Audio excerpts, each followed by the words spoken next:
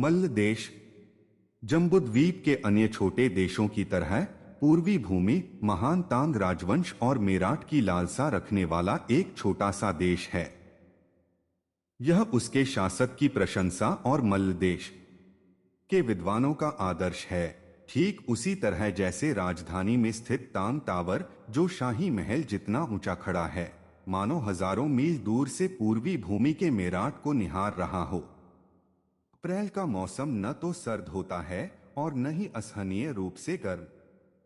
हल्की हवा जमीन पर बह रही थी, उत्तरी रेगिस्तान की चहचहाहट को पार करते हुए पूर्वी भूमि के विशाल तांग से गुजर रही थी और धूल को धुंध की तरह उड़ा रही थी। शाम ढलते ही वह एक मोड़ लेकर दक्षिणी क्षेत्र के किनारे स्थित मल्लदेश के विशाल हरे पर्वत के चारों ओर घूमी और इस हरे पर्वत की चोटी पर बैठे एक विद्वान युवक पर जा गिरी। वह युवक दुबला पतला और कमजोर था। उसके हाथ में एक लौकी थी और उसने नीले रंग का साफ सुथरा लंबा विद्वान का चोला पहना हुआ था। वह लगभग 16 या 17 वर्ष का लग रहा था, कद में छोटा, रंग सांवला, लेकिन उसकी स्पष्ट आंखों में बुद्धिमत्ता की झलक थी। हालांकि उसकी वर्तमान में सिकुड़ी हुई भौहों ने उस बुद्धिमत्ता को दबा दिया था, जिससे उसके चेहरे पर थोड़ी हैरानी झलक रही थी। फिर से असफल हो गया, युवक ने आह भरी।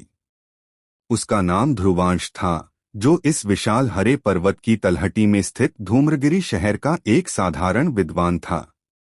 उसके माता पिता वर्षों पहले अचानक गायब हो गए थे और अपने पीछे एक मामूली पारिवारिक संपत्ति छोड़ गए थे। पिछले कुछ वर्षों की पढ़ाई में काफी खर्च हुआ था और अब वह बिल्कुल कंगाल हो चुका था। मैं 3 साल से परीक्षाएं दे रहा हूं। इन 3 सालों में मैंने सारा दिन ऋषियों के ग्रंथ पढ़ते पढ़ते बिताया है, यहां तक कि मुझे उल्टी आने जैसी फीलिंग होने लगी है। क्या सच में ये शाही परीक्षाएं मेरे भविष्य का रास्ता नहीं हैं? ध्रुवांश ने अपने हाथ में पकड़ी लौकी को उदास भाव से देखते हुए खुद का मजाक उड़ाया। अधिकारी बनने और धनवान बनने का सपना तो दूर दूर तक भटकता जा रहा है। धनवान बनने के बाद पूर्वी देश के महान तांग राजवंश में जाने की बात तो छोड़ ही दीजिए। एक विद्वान सचमुच बेकार है, ध्रुवांश ने कड़वी मुस्कान के साथ कहा। इस शांत पहाड़ी चोटी पर बैठे और हाथ में पकड़ी लौकी को देखते हुए उनकी हैरानी और गहरी होती जा रही थी। उस हैरानी में भविष्य का डर और अपने जीवन को लेकर असमंजस छिपा था। उन्हें नहीं पता था कि वे क्या कर सकते हैं या उनका भविष्य किस ओर जा रहा है। क्या कोई परोपकारी व्यक्ति उसे पसंद करेगा? क्या किसी कुलीन परिवार की युवती अचानक उस पर मोहित हो जाएगी? या फिर कई वर्षों बाद भी वह हर साल शाही परीक्षाएं देता रहेगा? इन सवालों के कोई जवाब नहीं थे। 16 या 17 साल के युवक के लिए ऐसी उलझन किसी निगलने वाले मुंह की तरह महसूस होती थी, जो उसे अदृश्य रूप से निगल रहा हो और उसे भयभीत कर रहा हो। धूम्रगिरी सीट में एक शिक्षक भी महीने में कुछ ही चांदी के सिक्के कमाता है, जो अंकल विक्रम की बढ़ी की दुकान से भी कम है। अगर मुझे पता होता तो मैं उन शुरुआती सालों में पढ़ाई करने नहीं जाता और अंकल विक्रम से बढ़ी का काम सीख लेता। कम से कम खाने पीने की समस्या तो हल हो जाती, जो आज कुछ न होने से तो बेहतर है। ध्रुवांश चुप हो गया। घर में अनाज बहुत कम बचा है और चांदी भी लगभग खत्म हो चुकी है। मुझे प्रबंधक झपलू को 3 ताये चांदी देनी है। अब मैं आगे क्या करूं? ध्रुवांश ने आकाश की ओर देखते हुए बुदबुदाया। आकाश बहुत नीला और विशाल था, अनंत तक फैला हुआ, मानो उसे अपने भविष्य की कोई सीमा ही न दिखाई दे रही हो। काफी देर बाद ध्रुवांश ने अपना सिर हिलाया, अपने वस्त्र से कागज की एक पर्ची निकाली, उसे गंभीरता से देखा, उसे लौकी में डाला, खड़ा हुआ और अपनी पूरी ताकत से लौकी को विशाल हरे पर्वत से नीचे फेंक दिया। विशाल हरे पर्वत की तलहटी में एक बड़ी नदी बहती थी। सर्दियों के मौसम में भी उसका पानी नहीं जमता था और किंवदंती कहती है कि वह पूर्वी भूमि के महान तांग तक जाती है। पर्वत की चोटी पर ध्रुवांश चुपचाप नीचे नदी में बहते हुए लौकी को बिना पलक झपकाए देखता रहा, मानो उसे अपनी माँ और अपने बचपन की खुशियां दिखाई दे रही हों। जैसे जैसे वह लौकी दूर बहती जा रही थी, उसमें उसके आदर्श और एक उज्ज्वल भविष्य की उसकी आकांक्षा समाहित थी। वह सोचता रहा कि भविष्य में एक दिन कौन उस लौकी को उठाएगा और उसके अंदर रखा हुआ पत्र देखेगा। कुछ ही सेकंड बीतने के बाद ध्रुवांश ने अपनी निगाहें हटाईं और अपने चेहरे पर हैरानी को छुपाया। उसने पहाड़ की ताजी हवा में गहरी सांस ली और उसकी आंखों में दृढ़ संकल्प झलक रहा था। चाहे पढ़ाई हो या नौकरी, मुझे जीना तो है ही। ध्रुवांश का स्वभाव ऐसा ही था, अपनी चतुराई के बावजूद दृढ़। अगर ऐसा न होता तो माता पिता के चले जाने के बाद वह अब तक अकेले जीवित नहीं रह पाता। ध्रुवांश ने आकाश की ओर देखा, उसकी आंखों में दृढ़ संकल्प और गहरा हो गया और वह पहाड़ से नीचे उतरने की तैयारी करने लगा। तभी अचानक चट्टान के नीचे से एक धीमी सी आवाज आई। ऐसा लग रहा था मानो वह आवाज हवा में बिखर जाएगी, और जब वह ध्रुवांश के कानों तक पहुंची तो इतनी धीमी थी कि लगभग सुनाई ही नहीं दी। बचाओ बचाओ! ध्रुवांश रुका। कुछ पल झिझकने के बाद उसने फिर से ध्यान से सुना। जैसे जैसे उसका ध्यान केंद्रित हुआ, मदद की गुहार और स्पष्ट होती गई। मदद करना! ध्रुवांश ने चोटी के किनारे तक तेजी से कुछ कदम बढ़ाए। नीचे देखते ही उसे चट्टान के बीचों बीच एक दरार दिखाई दी। कोई व्यक्ति उसमें से आधा बाहर निकला हुआ था। डर और निराशा से उसका चेहरा पीला पड़ गया था और वह चिल्ला रहा था। क्या वो ध्रुवांश है? मदद करो! विद्वान ध्रुवांश, मुझे बचाओ! पहाड़ की ढलान से बाहर झांकने वाला व्यक्ति भी एक युवक था। उसने ध्रुवांश को देखते ही पहचान लिया और उसका चेहरा तुरंत खुशी से खिल उठा, मानो उसे किसी विकट परिस्थिति में जीवन मिल गया हो। यशपाल! पहाड़ की ढलान पर खड़े युवक को देखकर ध्रुवांश की आंखें चौड़ी हो गईं। वह इस व्यक्ति को जानता था। यह धूम्रगिरी की बढ़ी की दुकान में काम करने वाले अंकल विक्रम का बेटा था। तुम नीचे कैसे पहुंच गए? ध्रुवांश ने नीचे पहाड़ की दरार की ओर देखा। यह दरार इतनी गहरी थी कि किसी के लिए भी नीचे उतरना नामुमकिन था। एक भी चूक होने पर तुम पहाड़ की तलहटी में बहने वाली नदी में गिर जाते। नदी की धारा विशेष रूप से तीव्र थी। पानी में गिरने का मतलब जीवित रहने की संभावना बहुत कम थी। मैं अकेला नहीं हूं, आसपास के जिलों से भी लोग यहाँ हैं। हम सब यही हैं। भाई ध्रुवांश, अभी बात मत कीजिए, जल्दी से हमें बाहर निकालिए, यशपाल ने जल्दी जल्दी कहा। शायद बहुत देर तक झुके रहने के कारण बोलते बोलते उनका हाथ फिसल गया। अगर उनके पीछे खड़े साथी ने उनके कपड़े न पकड़े होते तो वे लगभग गिर ही जाते, जिससे डर के मारे यशपाल का चेहरा और भी पीला पड़ गया। ध्रुवांश ने स्थिति की गंभीरता को भांप लिया, लेकिन वह पहाड़ पर अकेला ही आया था। रस्सियों के बिना उन्हें बचाना असंभव था। उसने पहाड़ को ढकने वाली लताओं की ओर पीछे मुड़कर देखा और उसकी आंखें चमक उठीं और वह तुरंत खोजबीन में जुट गया। वह दुबला-पतला और कमजोर था और उसे पर्याप्त लंबी लताएं ढूंढने में 2 अगरबत्तियों जितना समय लग गया। हांफते हुए उसने जल्दी से लताओं को लपेटा और चट्टान के किनारे लौट आया। नीचे यशपाल का नाम पुकारते हुए वह झुककर लताओं को चट्टान से नीचे उतारने लगा। तुमने अभी तक यह नहीं बताया कि तुम सब वहां नीचे कैसे पहुंचे? ध्रुवांश ने लताओं को नीचे करते हुए पूछा। उड़ो! यह बात यशपाल ने नहीं कही, बल्कि उसके बगल में झुके हुए एक हट्टे-कट्टे दिखने वाले 8 या 9 साल के लड़के ने जोर से कही। बकवास! उड़ने का क्या मतलब है? जैसे ही लताएं चट्टान की दरार तक पहुंचीं और यशपाल ने उन्हें पकड़ा, ध्रुवांश को अचानक अपने पीछे ठंडी हवाओं का झोंका महसूस हुआ। मानो आसपास का तापमान अचानक सर्दियों जैसा हो गया हो। इससे उसका शरीर कांप उठा। जब उसने अनजाने में पीछे मुड़कर देखा तो वह तुरंत घबराकर चिल्ला उठा और लगभग हवा में उछलकर चट्टान से नीचे गिरने ही वाला था। एक पीली पड़ी हुई उम्र का अंदाजा लगाना नामुमकिन था। चांदी का चोला पहने एक महिला वहां खड़ी होकर ध्रुवांश को भावहीनता से देख रही थी। वह महिला बेहद खूबसूरत थी, लेकिन उसका पीला पड़ा हुआ चेहरा और निर्मल आभा यह आभास दे रही थी मानो वह अभी अभी कब्र से निकली हो। कुछ योग्यता तो है ही। चूंकि आप खुद यहाँ तक पहुँचे हैं, इसे आपका सौभाग्य ही माना जा सकता है। आवाज हड्डियों के आपस में रगड़ने जैसी लग रही थी।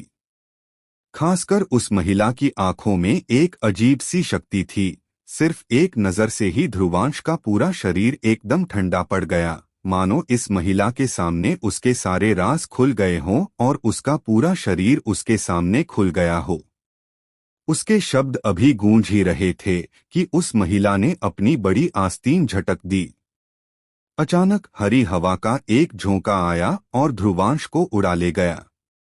ध्रुवांश की चीख के बीच वह उस महिला के पीछे पीछे चट्टान की ओर गिर पड़ा। यह दृश्य बिजली की तरह झटका लगने से हुआ और ध्रुवांश का दिमाग सुन्न हो गया। जब वे दरार के पास पहुंचे तो महिला ने अपना हाथ उठाया और ध्रुवांश को सीधे उसमें फेंक दिया। तेज हरी हवा के बीच वह भी अंदर चली गई। उसके प्रवेश करते ही यशपाल और बाकी दोनों इतने भयभीत हो गए कि वे बार बार पीछे हटने लगे। वह महिला बिना कुछ बोले वहीं खड़ी रही, बस ऊपर से लटकती लताओं को देखती रही। ध्रुवांश का शरीर कांप रहा था और वह घबराया हुआ था। उठने के बाद उसने चारों ओर जल्दी से नजर डाली। दरार बड़ी नहीं थी और अंदर का हिस्सा बहुत छोटा था। कई लोगों के खड़े होने से अंदर ज्यादा जगह नहीं बची थी। जब उसकी नजर यशपाल पर पड़ी तो उसने उसके बगल में दो युवकों को देखा। एक तो वह हट्टा कट्टा दिखने वाला युवक था और दूसरा गोरा और थोड़ा मोटा था। दोनों इस समय कांप रहे थे। उनके चेहरे भय से भरे हुए थे, मानो वे रोने ही वाले हों। वैसे भी मुझे एक की कमी खल रही थी, तुम इन्हें ले जाओ। उस महिला का पीला चेहरा भावहीन प्रतीत हो रहा था। उसने लताओं को देखना बंद कर दिया और अपनी निगाहें ध्रुवांश की ओर घुमा लीं। कौन कौन हो तुम? ध्रुवांश ने अपने दिल में उठ रहे डर को किसी तरह सहन किया। आखिरकार उसने कई किताबें पढ़ी थीं और उसका चरित्र मजबूत था। हालांकि वह डरा हुआ था, लेकिन वह जानता था कि इस समय उसे घबराना नहीं चाहिए। महिला कुछ नहीं बोली। उसने अपना दाहिना हाथ उठाया और लहराया और हरी हवा फिर से प्रकट हुई। सीटी बजाती हुई ध्रुवांश, यशपाल और अन्य लोगों को अपने साथ ले गई। महिला के साथ वे गुफा से बाहर निकले और सीधे आकाश की ओर उड़ गए और पल भर में गायब हो गए।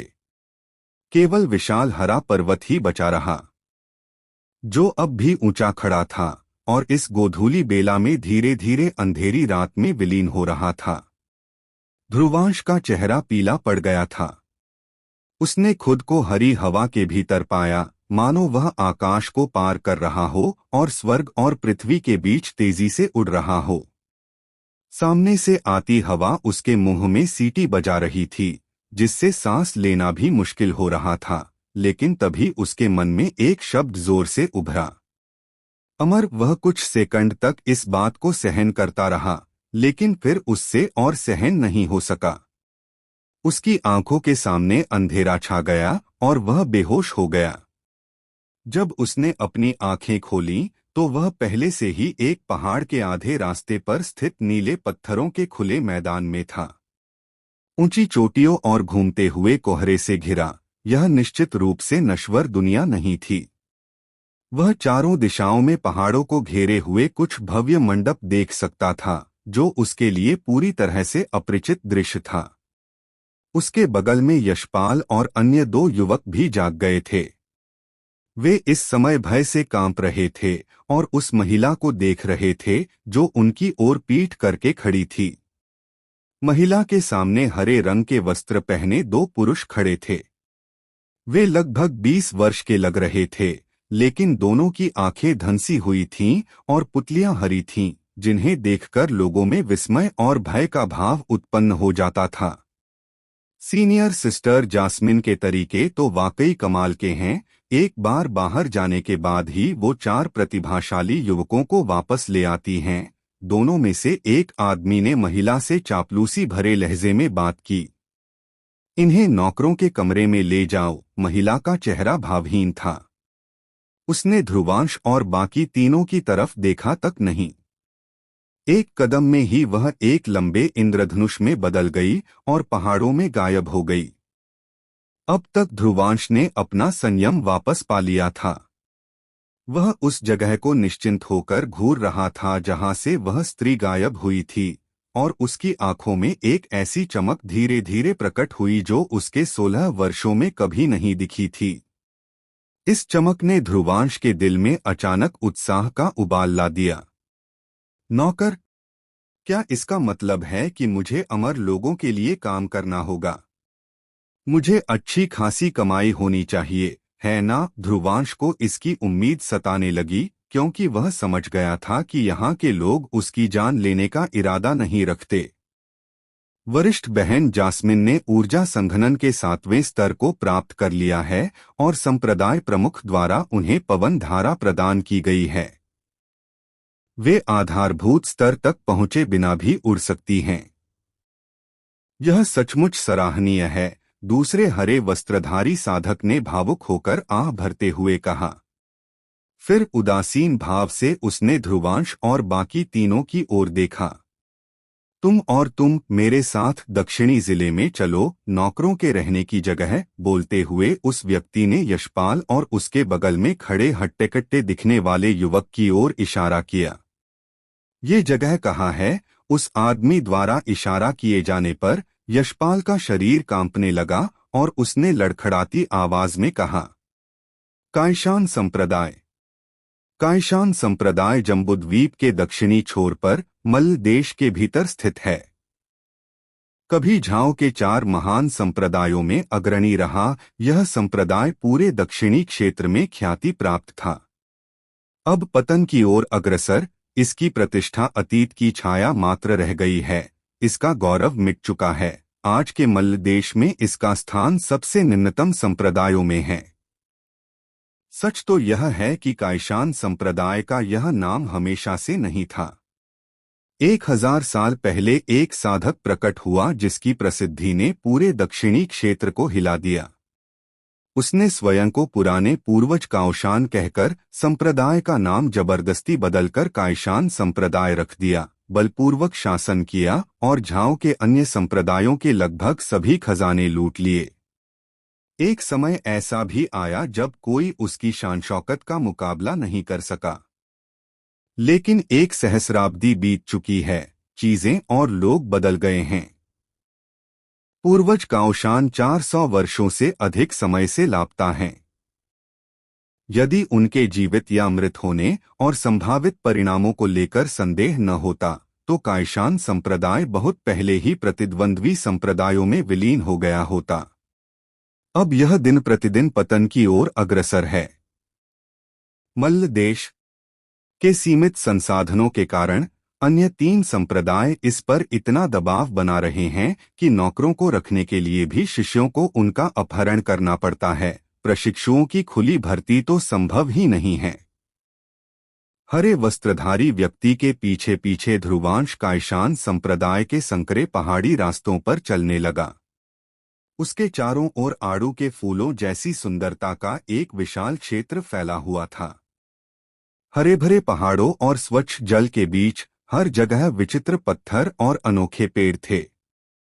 कोहरे में आलीशान मंडप जेड टाइलों से बने प्रतीत हो रहे थे और ध्रुवांश ने प्रशंसा से आह भरी, हालांकि उसके बगल में दुख से मुरझाए चेहरे के साथ धीरे धीरे चल रहे उस छोटे मोटे व्यक्ति ने माहौल को थोड़ा बिगाड़ दिया।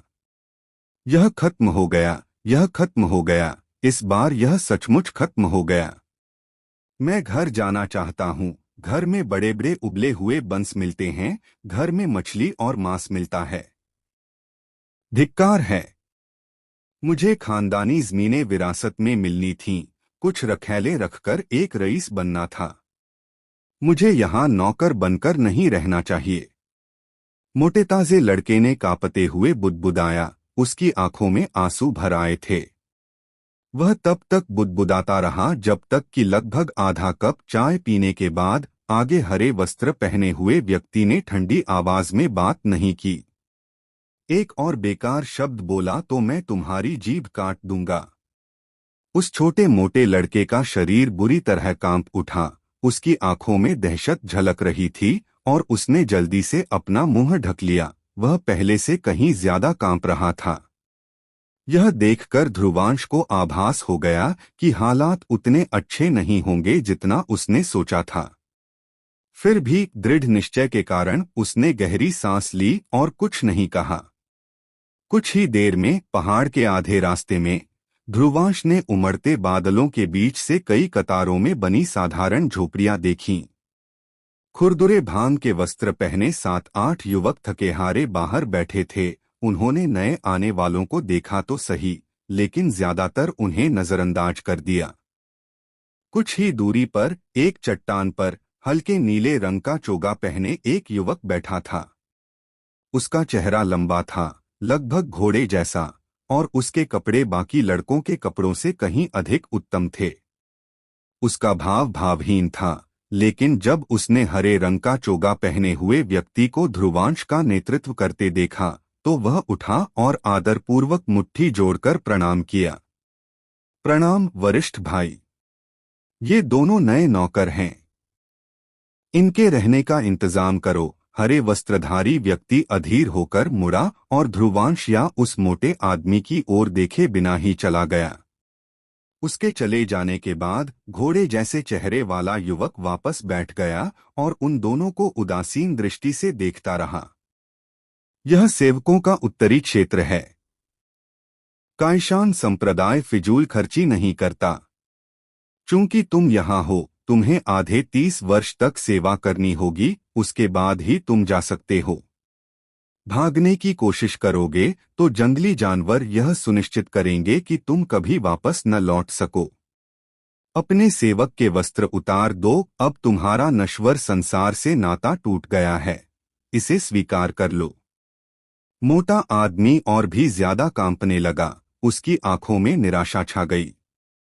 ध्रुवांश शांत और स्थिर ने एक अजीब सी चमक छिपा रखी थी जिसने युवक का ध्यान अपनी ओर खींच लिया। यहाँ अपने वर्षों में उसने कई अपहृत लड़कों को देखा था, लेकिन ध्रुवांश जितने शांत स्वभाव वाले लोग बहुत कम हैं। हृदय स्वभाव बुरा नहीं है। दास्ता आधे 30 वर्ष पर तय नहीं है, आप अभी भी साधना कर सकते हैं। ऊर्जा संघनन के पहले स्तर तक पहुंचने पर आप दास्ता से मुक्त हो जाएंगे और बाह्य संप्रदाय में पदोन्नत हो जाएंगे। शिष्य, उसने अपनी आस्तीन झटक दी और प्रत्येक युवक के सामने एक खुरदुरा भांग का चोला और अंगूठे के आकार का एक लकड़ी का टोकन प्रकट हुआ जिस पर सेवक शब्द खुदा हुआ था। इनके अलावा एक छोटी सी पुस्तिका थी जिस पर 3 छोटे शब्द लिखे थे, ऊर्जा संघनन स्क्रॉल। यह दृश्य देखकर ध्रुवांश की सांसें तेज हो गईं। उसने पुस्तिका को घूर कर देखा। उसका मन हरे वस्त्रधारी व्यक्ति के ऊर्जा संघनन की 7वीं परत के बारे में कहे गए प्रशंसा भरे शब्दों की ओर लौट गया। पहली परत आपको बाहरी संप्रदाय बनाती है, शिष्य, तो जिस स्त्री ने मुझे बंदी बनाया वह 7वीं परत पर है। ऊर्जा संघनन क्या है? क्या यह अमरता प्राप्त करने का पौराणिक मार्ग हो सकता है? नौकर होने की यही तनख्वाह होगी। चांदी तो नहीं है, लेकिन अगर मैं इसे बाहर ले जाऊं तो 100 सोने के सिक्कों में बेच सकता हूं। दिल जोर से धड़क रहा था। उसने चोगा पकड़ा और टोकन और पुस्तिका को अंदर लपेट लिया। वेस्ट एंड, कमरा नंबर 7। कल से तुम में से हर एक को प्रतिदिन 10-10 लकड़ियां काटनी होंगी। अगर असफल रहे तो खाना नहीं मिलेगा, युवक ने अपनी आंखें बंद कर लीं। ध्रुवांश ने गहरी सांस ली, अभिवादन की नकल की, फिर उस मोटे आदमी को कमरों की ओर खींच ले गया। वह जगह एक विशाल चतुर्भुज जैसी लग रही थी। उन्होंने पट्टिका से कमरा नंबर 7 को पहचाना और अंदर चले गए। कमरा छोटा था, 2 संकरे बिस्तर और एक मेज, लेकिन साफ सुथरा था। जैसे ही ध्रुवांश एक बिस्तर पर बैठा, मोटा आदमी और बर्दाश्त नहीं कर सका और जोर जोर से रोने लगा। वह मुश्किल से 12 या 13 साल का था और इतनी जोर से रोया कि उसकी आवाज बाहर तक गूंज उठी। मेरे पिता एक बड़े व्यवसायी हैं, इसलिए मुझे भी वैसा ही होना चाहिए। मैं नौकर बनकर काम नहीं करूंगा। मोटा लड़का फूट फूट कर रोने लगा। उसका पूरा शरीर कांप रहा था, चर्बी की परतें भी उसके साथ हिल रही थीं। रोना बंद करो। जरा सोचो, ये जगह बिल्कुल भी बुरी नहीं है। हम अमर लोगों के लिए काम कर रहे हैं। बाहर कितने लोग हमसे ईर्ष्या करेंगे। ध्रुवांश ने जल्दी से दरवाजा बंद किया और उसे दिलासा देने की कोशिश की। मैं काम नहीं करना चाहता। मेरा परिवार अमीर है और मेरी सगाई तो तय हो चुकी थी। सगाई के तोहफे भी मिल चुके थे। बेचारी प्यारी होने वाली दुल्हन, वो तो मानो विधवा ही रह जाएगी। गोलमटोल लड़का और भी जोर से रोने लगा। ध्रुवांश का चेहरा अजीब सा हो गया। उसने सोचा कि इस छोटे से मोटे, अभी पूरी तरह से विकसित न हुए लड़के की शादी तय हो गई है, जबकि उसने खुद कभी किसी स्त्री का हाथ तक नहीं छुआ। पैसा वाकई बड़ी बात है, उसने आह भरी। लड़के का परिवार तो धनवान था, जबकि वह कंगाल था। उसका पुश्तैनी घर पिछले साल बिक गया था और वह अब भी प्रबंधक झपलू का भारी कर्जदार था। लेकिन उस कर्ज के बारे में सोचकर ध्रुवांश मुस्कुरा उठा। वह अब यहाँ था।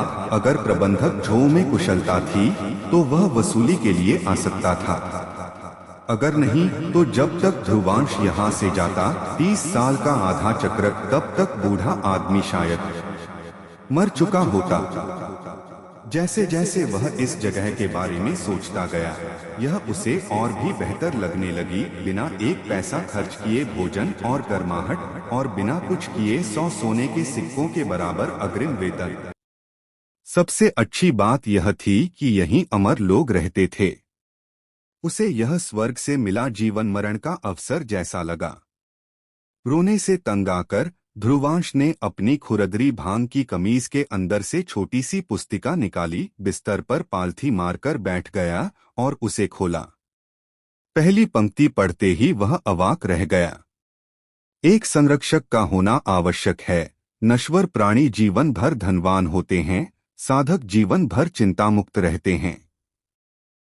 मेरे कायशान संप्रदाय में प्रवेश करो और यह वृद्ध व्यक्ति तुम्हारा पर्वत बनेगा। यह आरंभिक पंक्ति थी जिस पर हस्ताक्षर थे वृद्ध पूर्वज काओशान। कुछ ही दर्जन शब्द थे, फिर भी उनमें एक अवर्णनीय प्रभुत्व झलक रहा था, एक संरक्षक खोजने का सीधा आह्वान। ध्रुवांश ने पलकें झपकाईं। अचानक उसे यकीन हो गया कि यह बिल्कुल सही है। कायशान संप्रदाय, क्या यही इसका असली अर्थ है? एक समर्थक ढूंढो और तुम धन दौलत और आराम से जीवन बिताओगे। जितना अधिक वह इस पर विचार करता, यह बात उतनी ही सच लगती। अगर उसे किसी उच्च अधिकारी का समर्थन प्राप्त होता तो वह 3 बार परीक्षा में असफल नहीं होता। अदृश्य पूर्वज काओशान के प्रति श्रद्धा से भरकर उसे लगा जैसे उन शब्दों से जीवन का एक द्वार खुल गया हो। इसलिए जब तक मैं कायशान संप्रदाय में हूँ, मुझे किसी भी तरह से अपना संरक्षक ढूंढना होगा। यही एकमात्र तरीका है जिससे मैं यहाँ शांति से रह सकता हूँ। उसकी आंखें चमक उठीं और ध्रुवांश समय और उस गोलमटोल लड़के के रोने की आवाज को भूलकर पन्ने पलटता रहा। रात गहरी होती जा रही थी। लड़का रोते रोते सो गया। उसकी खर्राटे की आवाज से कमरा गूंज रहा था। तभी ध्रुवांश ने अनिच्छा से पुस्तिका बंद की। थका हुआ होते हुए भी उत्साहित, उसकी आंखें चमक रही थीं। यह किताब 100 सोने के सिक्कों के बराबर नहीं है, यह 1000 सोने के सिक्कों के बराबर है, उसने धीरे से कहा। एक ऐसा व्यक्ति जिसने अपना पूरा जीवन धन और पद के सपने देखते हुए बिताया था, उसके लिए किसी चीज को 1000 सोने के सिक्कों के बराबर आंकना, उसे जीवन के बाद दूसरे स्थान पर रखना था। तभी खर्राटे अचानक बंद हो गए। ध्रुवांश ने देखा कि लड़का, जिसकी आंखें अभी भी बंद थीं, एकदम सीधा बैठा था और हाथ पैर हिलाते हुए कुछ बुदबुदा रहा था। मैं तुम्हें जान से मार डालूंगा। तुमने मेरा बन चुरा लिया। मैं तुम्हें काट लूंगा। मेरी दुल्हन को चुराने की तुम्हारी हिम्मत कैसे हुई? वह बिस्तर से लुढ़ककर कमरे में इधर उधर हाथापाई करने लगा, जब तक कि वह मेज से टकरा नहीं गया। फिर ध्रुवांश के आश्चर्य के लिए उसने अपने दांत जोर से कोने में गड़ा दिए, जिससे गहरे निशान बन गए, और फिर वापस बिस्तर पर चढ़कर खर्राटे लेने लगा। ध्रुवांश ने कुछ देर तक घूरकर देखा, फिर सोचा कि लड़का नींद में चलने वाला है। टूटी हुई मेज की टांग पर एक नजर डाली और चुपचाप थोड़ा दूर हट गया। फिर अभी भी उत्साहित होकर उसने अपनी नजर पुस्तिका पर डाली। ऊर्जा संघनन की 9वीं परत, अमरता का मार्ग। अमरों के लिए काम करने से आपको अमर बनने का मौका मिलता है। यह सबसे बड़ा इनाम है। अगर मैं अमर बन गया तो मैं अमीर कैसे नहीं होऊंगा? उसने पुस्तिका को कसकर पकड़ लिया। उसकी आंखें चमक रही थीं, मानो उसे मात्र विद्वत्ता से परे एक रास्ता दिखाई दे रहा हो। तभी दरवाजा धमाके के साथ खुला और कमरे में एक ठंडी सी घुरघुराहट गूंज उठी। आज जल्दी सो गए? उठो दादा हरिदास के लिए। जैसे ही दोनों दरवाजे खुले, नौकर की वर्दी पहने एक हट्टा कट्टा आदमी बाहर से अंदर आया। उसने ध्रुवांश और अभी भी सो रहे गोलमटोल लड़के को घूरकर देखा। तुम दोनों बदमाश बच्चों, आज से तुम में से हर एक मेरे लिए हर दिन 10 अतिरिक्त लट्ठे काटोगे, वरना दादा हरिदास तुम्हें टुकड़े टुकड़े कर देंगे, उस बड़े आदमी ने क्रूरता से कहा। नमस्कार दादाजी हरिदास। यह छोटा ध्रुवांश झटपट बिस्तर से उठा और घबराकर एक तरफ खड़ा हो गया। उसके बोलने से पहले ही उस बड़े आदमी की आंखें चौड़ी हो गईं। जूनियर, बकवास है। क्या तुम्हें लगता है कि दादा हरिदास की आवाज बहुत तेज है? ध्रुवांश को अपने चारों ओर एक भयंकर ऊर्जा का प्रवाह महसूस हुआ। दूसरे पक्ष के हट्टे-कट्टे शरीर को देखकर वह झिझका और बोला, लेकिन नौकरों के रहने की जगह के बड़े भाई ने तो हमें प्रति व्यक्ति प्रतिदिन केवल 10 लट्ठे काटने को कहा था। वो अतिरिक्त 10 लट्ठे मेरे लिए हैं, उस बड़े आदमी ने ठंडी आवाज में कहा। ध्रुवांश चुप हो गया। उसके मन में विचारों की बाढ़ आ गई। इस अमर संप्रदाय में आते ही उसे किसी के दबाव में आने की थोड़ी झिझक थी, लेकिन सामने वाला हट्टा कट्टा था और वह दुबला पतला था, इसलिए साफ तौर पर उसका सामना नहीं कर पा रहा था। हिचकिचाते हुए अचानक उसकी नजर मेज के कोने पर दांतों के निशान पर पड़ी। उसे उस मोटे लड़के की नींद में चलने की जबरदस्त कला याद आ गई और उसके मन में एक विचार कौंधा कि उसे भी इसे आजमाना चाहिए। इसलिए उसने तुरंत सोते हुए मोटे लड़के पर चिल्लाया, मोटे, कोई तुम्हारा उबला हुआ बन चुरा रहा है, कोई तुम्हारी पत्नी को चुरा रहा है। ध्रुवांश के शब्द समाप्त होते ही गोलमटोल लड़का अचानक आंखें बंद करके उठ बैठा और एक दहाड़ मारी। उसका चेहरा विकृत और क्रूर हो गया था। मेरा स्टीन बन कौन चुरा रहा है? मेरी पत्नी कौन चुरा रहा है? मैं तुम्हें पीट पीट कर मार डालूंगा, काट काट कर मार डालूंगा। मोटा लड़का बिस्तर से कूद पड़ा और कमरे में इधर उधर हाथ पैर पटकने लगा। बड़ा आदमी पहले तो चौंक गया, फिर आगे बढ़ा और मोटे लड़के को एक थप्पड़ मार दिया। दादा हरिदास के सामने हंगामा करने की तुम्हारी हिम्मत कैसे हुई? थप्पड़ मोटे लड़के के चेहरे पर जोर से पड़ा, लेकिन तभी बड़े आदमी ने चीख मारी। मोटे लड़के ने आंखें बंद किए हुए ही बड़े आदमी की बाह को दांतों से पकड़ लिया और बड़े आदमी ने चाहे जितना भी हिलाया, उसने उसे कसकर पकड़े रखा, जरा भी नहीं छोड़ा। छोड़ दो, धिक्कार है तुम पर, छोड़ दो। यह बड़ा आदमी भी एक सेवक था, साधक नहीं। लंबे समय तक सेवक रहने के कारण वह थोड़ा अधिक बलवान हो गया था, लेकिन अब वह दर्द से पसीना बहा रहा था और कितना भी मुक्का या लात मारने से भी वह मोटा लड़का नहीं छोड़ रहा था। इसके बजाय जितना अधिक वह मारता, घाव उतना ही गहरा होता जाता, खून बहता और बुरी तरह से क्षतिग्रस्त, मानो वह मांस का एक बड़ा टुकड़ा काट ले। चीखें झोपड़ी के बाहर तक फैल गईं, जिससे आसपास की झोपड़ियों में मौजूद नौकरों का ध्यान तुरंत आकर्षित हुआ। ठीक उसी क्षण बाहर से एक ठंडी आवाज आई, मानो सर्दियों का आगमन हो गया हो। कोलाहलयुक्त, यह घोड़े जैसे चेहरे वाले युवक की आवाज थी और इसे सुनकर वह विशालकाय व्यक्ति कांप उठा। हालांकि दर्द से उसका चेहरा पीला पड़ गया था, फिर भी वह अब जोर से चीखने की हिम्मत नहीं कर पा रहा था। अगर तुमने नौकरों के रहने की जगह के बड़े भाई को नाराज किया तो हम दोनों का ही भला नहीं होगा। जल्दी से उसे मनाओ, मुझे अब उन 10 लट्ठों की परवाह नहीं है, उस बड़े आदमी ने जल्दी जल्दी बोलते हुए कहा। ध्रुवांश को इस बात का अंदाजा नहीं था कि मोटे लड़के का नींद में चलने का तरीका इतना जबरदस्त होगा। इस समय उसे यह भी पता चल गया था कि वह आगे नहीं बढ़ सकता, इसलिए वह जल्दी से आगे बढ़ा और धीरे से उस मोटे लड़के को थपथपाते हुए उसके कान में कुछ फुसफुसाया। स्टीम्ड बन वापस आ गया है और आपकी पत्नी भी वापस आ गई है। गोलमटोल लड़का आंखें बंद किए हुए तुरंत शांत हो गया और उसने हाथ छोड़ दिया। फिर वह अपने बिस्तर पर लौट आया, मुक्के मारता रहा और जोर जोर से खर्राटे लेता रहा। उसका चेहरा चोटिल और सूजा हुआ था। उस हट्टे-कट्टे लड़के को देखकर उस विशालकाय व्यक्ति के मन में थोड़ी सी दहशत थी। फिर वह बिना कुछ कहे कमरे से चला गया। ध्रुवांश कुछ देर तक अवाक खड़ा रहा, उस हट्टे-कट्टे लड़के को प्रशंसा भरी निगाहों से देखता रहा, फिर धीरे से अपने बिस्तर पर लौटकर लेट गया। अगली सुबह भोर होते ही झोपड़ी के बाहर घंटियां बज उठीं। उस ध्वनि में एक अजीब सी शक्ति थी जो लोगों को तुरंत जगा देती थी।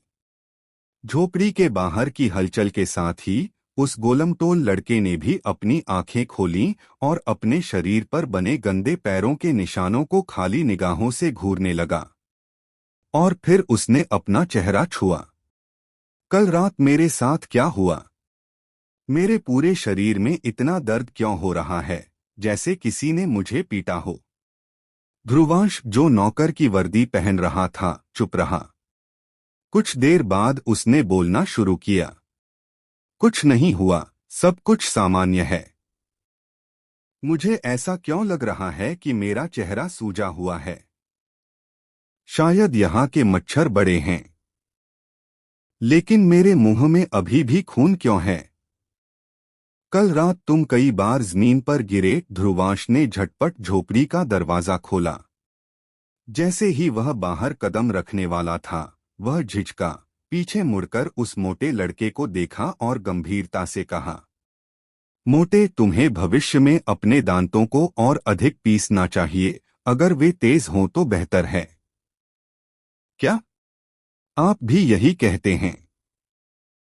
मेरे पिताजी ने भी मुझे यही बताया था, मोटे लड़के ने आश्चर्य से कहा और नौकर की वर्दी पहनते हुए उसका चेहरा सिकुड़ गया।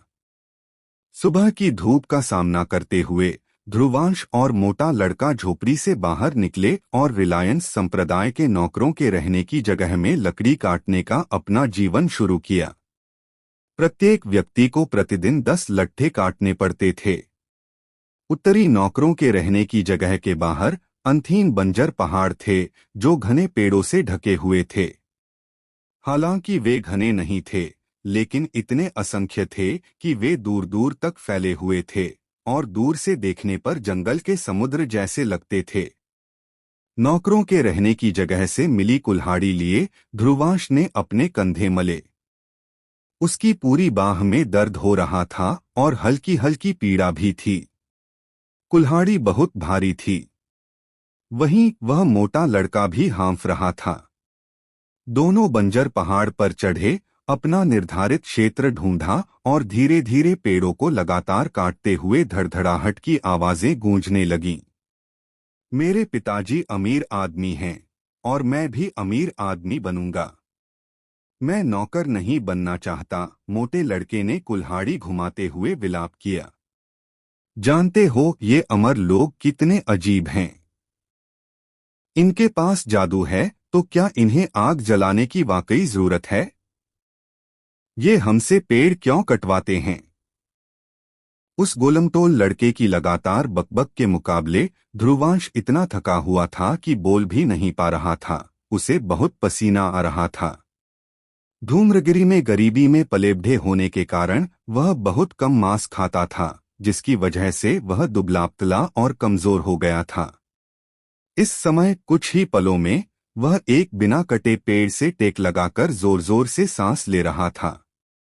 उस गोलमटोल लड़के को देखकर, हालांकि वह भी थकान से कांप रहा था, फिर भी वह उदास चेहरे के साथ पेड़ काटते हुए कुछ बुदबुदा रहा था। स्पष्ट था कि शारीरिक शक्ति के मामले में कम उम्र के बावजूद वह ध्रुवांश से कहीं अधिक बलवान था। ध्रुवांश ने कड़वी मुस्कान के साथ सिर हिलाया। अपने विश्राम का लाभ उठाते हुए उसने ऊर्जा संघनन स्क्रॉल निकाला और उसे फिर से पढ़ा। चुपचाप उसमें वर्णित स्वर्ग और पृथ्वी के बीच की आध्यात्मिक ऊर्जा को महसूस करने का प्रयास किया। समय इसी तरह बीतता गया और जल्द ही शाम हो गई। ध्रुवांश ने उस दिन केवल 2 लकड़ियां काटी थीं, जबकि उस मोटे लड़के ने पूरी 8 लकड़ियां काटी थीं। दोनों मिलकर एक व्यक्ति का पेट भरने के लिए पर्याप्त थीं। दोनों के संयुक्त प्रयास के बाद मोटा लड़का खाना लेने गया और दोनों ने झोपड़ी में खाना खाया और थकान से चूर होकर सो गए। जब उस गोलमटोल लड़के के खर्राटों की आवाज एक बार फिर कमरे में गूंजी, तब जाकर ध्रुवांश बड़ी मुश्किल से उठा। उसकी आंखों में दृढ़ निश्चय झलक रहा था। भूख और थकान को सहते हुए उसने ऊर्जा संघनन स्क्रॉल उठाया और चुपचाप उसे पढ़ने लगा। पहले जब मैं पढ़ाई करता था तो अक्सर सुबह तक किताबें याद करता था, इसलिए मुझे भूख लगने की आदत हो गई है। हालांकि इस तरह का जीवन थका देने वाला है, फिर भी यही एक रास्ता है।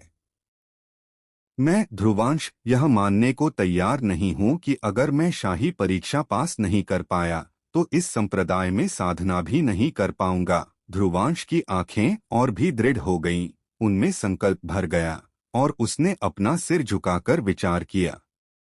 रात ढलते ही ध्रुवांश को पता ही नहीं चला कि कब उसे नींद आ गई। ऐसा लग रहा था मानो सपनों में भी उसका मन आकाश और पृथ्वी की आध्यात्मिक ऊर्जा को महसूस कर रहा हो। सुबह तड़के घंटी की आवाज से उसकी नींद खुली। आंखें लाल थीं। उसने दांत पीसते हुए उठकर अपने उस गोलमटोल फुर्तीले लड़के के साथ लकड़ी काटना जारी रखा। 1 दिन, 2 दिन, 3 दिन, 2 महीने बीत गए। इन 2 महीनों में ध्रुवांश धीरे धीरे प्रतिदिन 4 लट्ठे काटने में कामयाब हो गया, लेकिन उसका अधिकांश समय आध्यात्मिक ऊर्जा को समझने में व्यतीत हुआ। उसकी आंखों की लाली धीरे धीरे बढ़ती गई, यहाँ तक कि एक शाम हांफते हुए ध्रुवांश पालथी मारकर बैठ गया। कुछ ही देर बाद उसे अचानक अपने शरीर में कंपन महसूस हुई और उसके अंगों में झुनझुनी सी होने लगी, मानो उसके शरीर के भीतर से ऊर्जा की हल्की अदृश्य किरणें संघनित हो रही हों। इसके तुरंत बाद उसके शरीर में आध्यात्मिक ऊर्जा का एक अंश प्रकट हुआ। हालांकि यह पल भर में गायब हो गया, लेकिन ध्रुवांश ने उत्साह से अपनी आंखें खोली। उसकी थकान गायब हो गई और उसकी आंखों की लालिमा काफी हद तक कम हो गई। उसका शरीर कांप रहा था और उसने ऊर्जा संघनन स्क्रॉल को कसकर पकड़ रखा था। पिछले 1 महीने से उसने कम खाया पिया था और कम सोया था, लकड़ी काटने के अलावा अपना सारा समय आध्यात्मिक ऊर्जा को महसूस करने में बिताया था। इस क्षण उसे आखिरकार एक बड़ी सफलता मिली, जिसने ध्रुवांश को अत्यधिक स्फूर्ति प्रदान की। समय तेजी से बीत गया और 2 महीने और गुजर गए।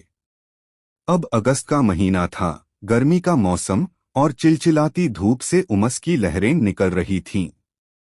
ऊर्जा शरीर में संघनित होती है, पूरे शरीर में फैल जाती है।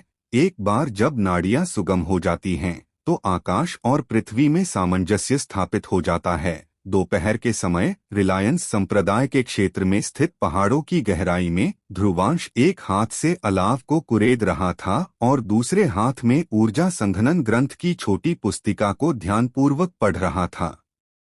एक अगरबत्ती की महक के बराबर समय बीतने के बाद उसने अपनी आंखें बंद कर लीं और चुपचाप अपने शरीर में ऊर्जा की कोमल तरंगों को महसूस करने लगा। यह ऊर्जा 2 महीने से भी अधिक समय पहले प्रकट हुई थी और ध्रुवांश इसे बहुत महत्व देता था। अब यह पहले से कहीं अधिक सघन थी। ऊर्जा संघनन स्क्रॉल के मंत्रों और संचार विधियों का पालन करते हुए वह ध्यान करते हुए लगातार अपने पूरे शरीर में ऊर्जा की तरंगों का संचार करता रहा। कुछ ही देर बाद ध्रुवांश ने अपनी आंखें खोलीं। दूर से एक कुछ मोटा सा व्यक्ति एक बड़ी कुल्हाड़ी लिए जंगल में तेजी से दौड़ रहा था। कैसा है गोलमटोल लड़का, जो अभी भी थोड़ा मोटा था लेकिन पहले से काफी मजबूत हो गया था, हांफते हुए दौड़कर आया और उत्सुकता से पूछा। यह अभी तक मेरे पूरे शरीर में नहीं फैल पाया है, लेकिन मुझे विश्वास है कि 1 और सप्ताह में मैं ऊर्जा संघनन के पहले स्तर के मानक को पूरा कर लूंगा। ध्रुवांश ने अपनी आंखों में आत्मविश्वास भरी मुस्कान के साथ कहा। मैं पूछ रहा था कि चिकन कैसा है, गोलमटोल लड़के ने अपने होंठ चाटे और अलाव की ओर देखा। यह तैयार होना चाहिए, ध्रुवांश ने भी अपने होंठ चाटे। उसने पास पड़ी एक लकड़ी उठाई और जैसे ही उसने अलाव को कुरेदा, तभी उस गोलमटोल लड़के ने तुरंत अपनी कुल्हाड़ी उठाई और पहले से ही पूरी तरह से पकी हुई जंगली मुर्गी को मिट्टी से बाहर निकाल लिया। उसकी सुगंध हवा में फैल गई और उन दोनों ने आधा आधा हिस्सा लेकर उसे बड़े चाव से खा लिया। अच्छा हुआ कि आध्यात्मिक शक्ति प्राप्त करने के बाद से तुम अक्सर जंगली मुर्गियां पकड़ पा रहे हो, वरना हम भूख से मर जाते। अपने जीवन के पहले 2 महीनों के बारे में सोचना ही किसी बुरे सपने जैसा लगता है। मोटे लड़के ने मुंह पर तेल लगे हुए खाना खाया और हमेशा की तरह अपने बगल में बैठे ध्रुवांश की तारीफ की। बहुत से लोग जंगली जानवरों का मांस खाते हैं, बस आपको इसके बारे में पता नहीं होता, ध्रुवांश ने एक लेग पीस को काटते हुए कहा। उसके शब्द स्पष्ट नहीं थे। अगर तुम 1 हफ्ते में ऊर्जा संघनन के पहले स्तर तक पहुंचकर बाहरी संप्रदाय के शिष्य बन जाओ तो मैं क्या करूंगा? मुझे तो वो मंत्र भी समझ नहीं आते, उस गोलमटोल लड़के ने परेशान चेहरे से कहा और उत्सुकता से ध्रुवांश की ओर देखा। मोटे, घर लौटने का मौका सिर्फ बाहरी संप्रदाय का शिष्य बनकर ही मिल सकता है। ध्रुवांश ने अपने हाथ में पकड़ी हुई चिकन की टांग नीचे रख दी और अपने सामने खड़े मोटे लड़के की तरफ देखा। गोलमटोल लड़का कुछ देर चुप रहा, फिर थोड़ी देर बाद उसने दृढ़ता से सिर हिलाया। 6 दिन पलक झपकते ही बीत गए। उस रात गोलमटोल लड़का सो चुका था। ध्रुवांश झोपड़ी में पालथी मारकर बैठा था।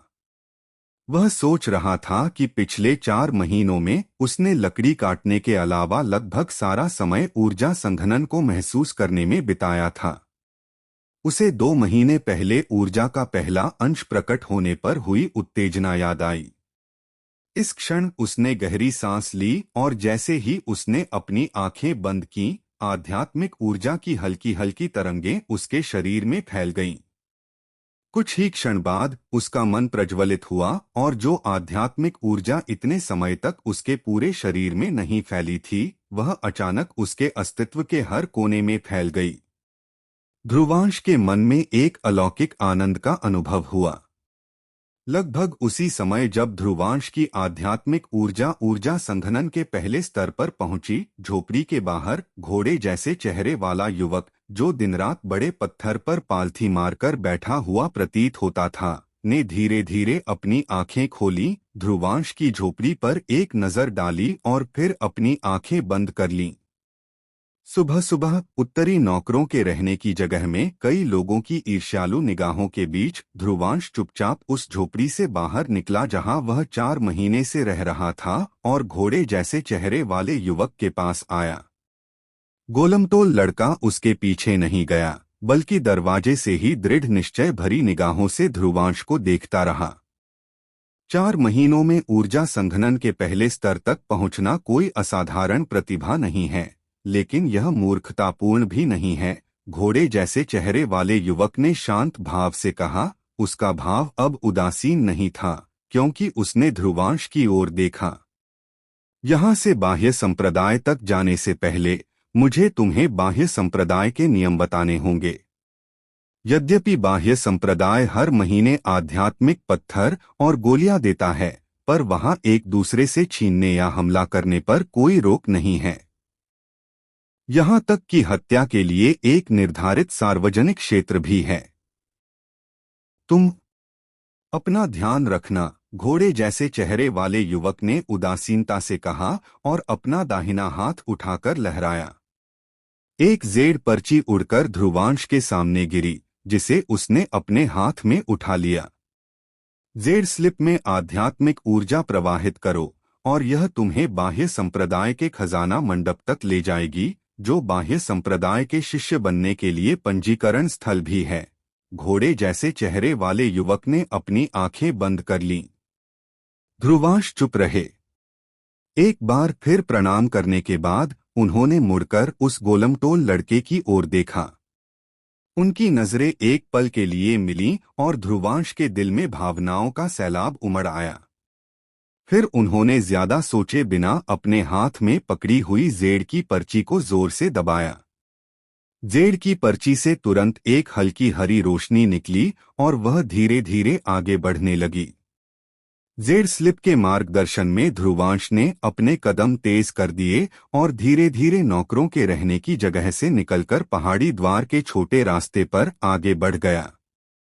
वह पहाड़ से नीचे उतरता चला गया और धीरे धीरे उस क्षेत्र में प्रवेश कर गया जहां उसने पिछले 4 महीनों में कभी कदम नहीं रखा था।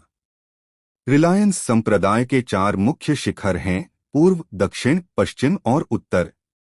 बाहरी परिधि पहाड़ों का एक अनंत विस्तार है जो असीम प्रतीत होता है। प्रत्येक शिखर पर पर्वत के मध्य में सेवकों के लिए आवास बने हुए हैं। उदाहरण के लिए उत्तरी शिखर, जहां ध्रुवांश थे, उत्तरी क्षेत्र का सेवक आवास है, लेकिन यह पर्वत के केवल मध्य तक ही फैला हुआ है। इससे ऊपर एक संरचना मार्ग को अवरुद्ध करती है और केवल आंतरिक संप्रदाय के शिष्य और वरिष्ठ ही शिखर क्षेत्र में रह सकते हैं। चारों चोटियां इसी प्रकार की हैं।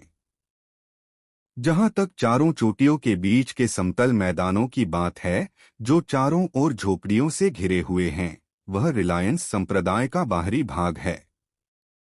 रिलायंस संप्रदाय अन्य संप्रदायों से कुछ भिन्न है। बाहरी संप्रदाय सबसे निचले तल पर स्थित है, जबकि सेवक पर्वत के मध्य में रह सकते हैं।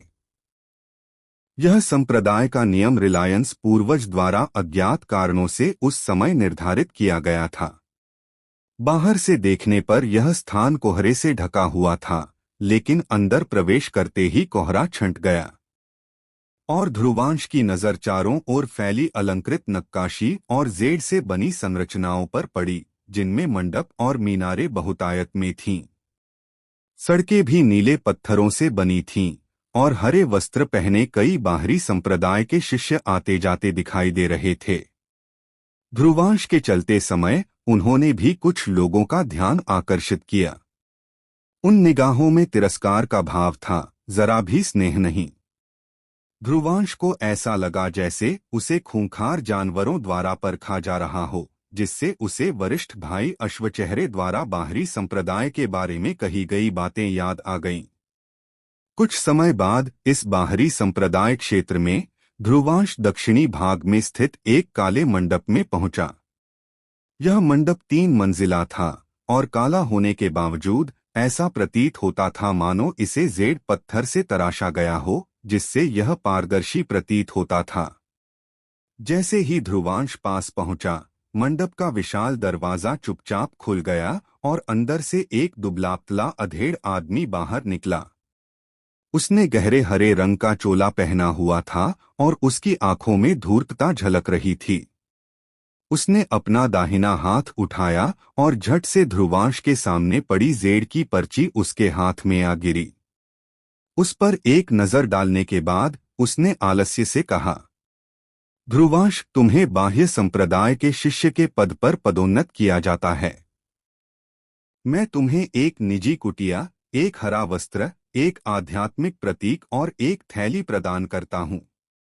इस आध्यात्मिक प्रतीक की सहायता से तुम खजाना मंडप में प्रवेश कर सकते हो और एक जादुई कलाकृति प्राप्त कर सकते हो। उस चतुर व्यक्ति ने अपना दाहिना हाथ झटका और तुरंत ही एक धूसर थैली ध्रुवांश के हाथ में आ गिरी। ध्रुवांश ने अपने हाथ में मौजूद भूरे रंग की थैली को हैरानी से देखा। उसे रास्ते में देखे गए सभी बाहरी संप्रदाय के शिष्यों की याद आ गई, जिनकी कमर से ऐसी ही थैलियां लटकी हुई थीं। इसमें आध्यात्मिक ऊर्जा प्रवेश करती है और इसमें एक निश्चित मात्रा में वस्तुएं रखी जा सकती हैं। उस चतुर व्यक्ति ने ध्रुवांश पर एक नजर डाली और तुरंत समझ गया कि संभवतः बाहरी संप्रदाय में उसके कोई परिचित नहीं हैं, अन्यथा उसे भंडारण थैली का उपयोग करना भी नहीं आता। उसे मन में थोड़ी राहत महसूस हुई और उसने उदासीनता से कहा। यह सुनकर ध्रुवांश ने तुरंत अपने शरीर में मौजूद सीमित आध्यात्मिक ऊर्जा को थैली में प्रवाहित कर दिया। उसकी दृष्टि क्षण भर के लिए धुंधली हो गई और उसे ऐसा लगा जैसे उसे एक व्यक्ति के आधे आकार का स्थान दिखाई दे रहा हो, जिसमें एक हरा वस्त्र, जेड़ की पट्टियां और अन्य वस्तुएं थीं। यह देखकर वह तुरंत थोड़ा उत्साहित हो गया, यह सोचकर कि इस थैले की कीमत शायद 100 सोने के सिक्कों के बराबर होगी। ऐसा खजाना किसी अमर व्यक्ति का ही तरीका माना जा सकता है।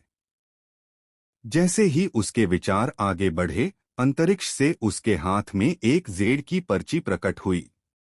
उसने ध्यान से देखा तो पाया कि उसमें एक नक्शा था, जिसमें बाहरी संप्रदाय क्षेत्र के एक एकांत कोने में स्थित एक झोपड़ी का वर्णन था, जो अब से ध्रुवांश की होगी। वापस जाओ और फिर से देखो। खजाना मंडप तो पहले से ही खुला है, क्या तुम अंदर नहीं जा रहे हो? चतुर व्यक्ति ने ठंडे लहजे में कहा। ध्रुवांश ने ऊपर देखा, स्टोरेज बैग को अपनी बाहों में समेटा, फिर खुले हुए मंडप के दरवाजे पर नजर डाली, गहरी सांस ली और थोड़ी सी उम्मीद के साथ अंदर कदम रखा। जैसे ही ध्रुवांश ने खजाना मंडप में कदम रखा, उसके चेहरे के भाव अचानक बदल गए और वह हांफने लगा। खजाने से भरा मंडप चकाचौंध कर देने वाली रोशनी से जगमगा रहा था। रंगों का एक इंद्रधनुष उसकी आंखों के सामने प्रकट हो रहा था। जेड़ की अलमारियों की कतारें ऊंची खड़ी थीं, प्रत्येक खाने में तेज रोशनी चमक रही थी। खजाने की बोतलें, छोटी तलवारें, जेड़ के लटकन और कीमती मोती हर जगह बिखरे हुए थे, जिससे ध्रुवांश की सांसें तुरंत तेज हो गईं। उसका दिल जोर से धड़क रहा था, मानो उस पल खून उसके दिमाग में दौड़ गया हो, जिससे वह स्तब्ध रह गया। अपने छोटे से जीवन में ध्रुवांश ने कभी इतने खजाने नहीं देखे थे। इस समय वह चमकते हुए धन दौलत को देखकर पूरी तरह से अभिभूत था। उसके मन में एक झंझनाहट सी दौड़ गई और अनजाने में ही उसके मन में सारे खजाने हथियाने की इच्छा जाग उठी। इन खजानों का मूल्य, ये सब अनमोल हैं। मेरी तो दौलत ही बढ़ गई। किसी अमर के लिए काम करने का इतना अच्छा इनाम तो मिलता ही है। ध्रुवांश उत्साह से भरे हुए जेड़ की अलमारियों की कतारों के बीच से गुजरते हुए बुदबुदाया। उसने सहज ही ऊपर देखा और सोचा कि अगर इस 3 मंजिला मंडप का पहला तल ऐसा है, तो ऊपर की 2 मंजिलों पर रखे खजाने तो और भी कीमती होंगे। अमर लोग सचमुच धनी होते हैं। ध्रुवांश ने गहरी सांस ली। उसी क्षण उसकी नजर मंडप में एक बहुत ही प्रमुख स्थान पर रखे हुए कांसे के दर्पण पर पड़ी और उसकी आंखें अचानक सिकुड़ गईं। पीतल का दर्पण कुछ हद तक जंग लगा हुआ और साधारण सा था। उस पर खजाने की रोशनी का कोई निशान नहीं था, जो आसपास के खजानों से बिल्कुल अलग था। जिज्ञासावश ध्रुवांश ने पीतल का दर्पण उठाया और ध्यान से उसकी जांच की। जितना अधिक वह उसे देखता, वह उतना ही साधारण प्रतीत होता, मानो किसी नश्वर संसार की वस्तु हो, उसमें कुछ भी असाधारण न हो। लेकिन चूंकि इसे खजाने के मंडप में रखा जा सकता था, इसलिए ध्रुवांश ने सोचा कि इसका कुछ मूल्य अवश्य होगा। छोटे भाई, आपकी पसंद बहुत अच्छी है, ध्रुवांश के पीछे से एक आवाज आई। वह चतुर व्यक्ति कुछ देर बाद प्रकट हुआ और ध्रुवांश के हाथ में मौजूद पीतल के दर्पण को देखकर प्रशंसा से भर उठा। चूंकि छोटे भाई ने यह दर्पण उठा लिया है, इसका मतलब है कि यह तुम्हारे भाग्य में लिखा है। इस दर्पण के बारे में कई किंवदंतियां प्रचलित हैं, खासकर इसके रहस्य के बारे में। कहा जाता है कि इसे प्राप्त करने के लिए न केवल अपार धनदौलत बल्कि महान भाग्य की भी आवश्यकता होती है। छोटा भाई अवश्य ही ऐसा ही स्वभाव वाला व्यक्ति होगा। इस दर्पण के साथ तुम जल्द ही दुनिया पर राज कर पाओगे, चतुर व्यक्ति बार बार यही कहता रहा। उसकी आवाज में एक अजीब सी शक्ति थी जिसने ध्रुवांश को स्तब्ध कर दिया। यह दर्पण, ध्रुवांश का चेहरा अजीब सा हो गया। उसने सिर झुकाकर फिर से कांसे के दर्पण को देखा। उस पर कोई जटिल नक्काशी नहीं थी और जंग लगने के कारण दर्पण में छवियां स्पष्ट रूप से प्रतिबिंबित नहीं हो रही थीं। छोटे भाई, इसकी चमकदमक से धोखा मत खाओ। तुम्हें पता होना चाहिए कि सभी आध्यात्मिक खजाने अपना असली स्वरूप साधारण रूप में छिपाते हैं। वे जितने सरल दिखते हैं, उतने ही असाधारण होते हैं। चतुर व्यक्ति ने ध्रुवांश को पीतल का दर्पण वापस उसके स्थान पर रखते हुए देखकर कहा। वह तुरंत आगे बढ़ा और ध्रुवांश को गंभीरता से देखते हुए उसे रोक दिया। छोटे भाई, इसे उठाना आपके भाग्य में लिखा है। इसे साधारण देखकर आप कैसे हार मान सकते हैं? आपके बड़े भाई कई वर्षों से इस खजाने के मंडप के प्रभारी हैं और यहाँ के हर खजाने की उत्पत्ति जानते हैं। उस समय झाओ राज्य में इस कांसे के दर्पण ने सनसनी मचा दी थी। यह तब बना था जब आकाश से प्रकाश की एक किरण गिरी थी और कुलपति रिलायंस द्वारा इसे प्राप्त करने के बाद उन्होंने इसका गहन अध्ययन किया। उनका मानना था कि यह स्वर्ग तक पहुंचने वाला खजाना है। हालांकि वे इसे पूरी तरह से समझ नहीं पाए, लेकिन उन्होंने निष्कर्ष निकाला कि यदि यह दर्पण किसी भाग्यशाली व्यक्ति के हाथ लगे तो वह निश्चित रूप से दुनिया को जीत लेगा। कुलपति रिलायंस का नाम सुनते ही ध्रुवांश रुक गया। वह अभी अभी बाहरी संप्रदाय में आया था और कई चीजों से अपरिचित था, इसलिए वह झिझका। पैट्रियार्क रिलायंस भी इसे समझ नहीं पाए और मैं। छोटे भाई, यह सही नहीं है। आपके बड़े भाई आपको बता सकते हैं कि कुलपति द्वारा शोध के परिणाम न मिल पाना इस खजाने की असाधारण प्रकृति को ही सिद्ध करता है। इसके अलावा आपसे पहले भी दर्जनों लोग इस खजाने को ले जा चुके हैं और यद्यपि उनमें से कोई भी इसे खोज नहीं पाया, फिर भी उन्हें कोई पछतावा नहीं हुआ। क्या होगा अगर इस दर्पण के साथ तुम्हारा ही भाग्य जुड़ा हो? और अगर तुम इसे ले लेते हो तो निश्चिंत रहो।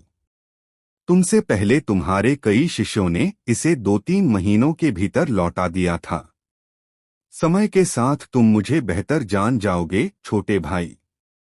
मैं बहुत सहज हूँ और शिष्यों के लिए मुश्किलें खड़ी करना पसंद नहीं करता, इसलिए मैंने हमेशा उन्हें इसे किसी और अनमोल वस्तु से बदलने की छूट दी है। अगर तुम इसे स्वीकार कर लो और फिर भी समझ न पाओ तो तुम इसे कभी भी लौटा सकते हो और दूसरा चुन सकते हो। लेकिन यह मौका, अगर तुम इसे गवा देते हो और बाद में पता चलता है कि यह तुम्हारी किस्मत में लिखा था, तो तुम्हें जीवन भर पछतावा होगा। उस चतुर व्यक्ति ने गहरी सोच के साथ ध्रुवांश को देखा। ध्रुवांश को और भी हिचकिचाते देख वह मन ही मन मुस्कुराया, यह सोचकर कि बाहरी संप्रदाय के ये नए आए शिष्य सबसे आसानी से मूर्ख बन जाते हैं।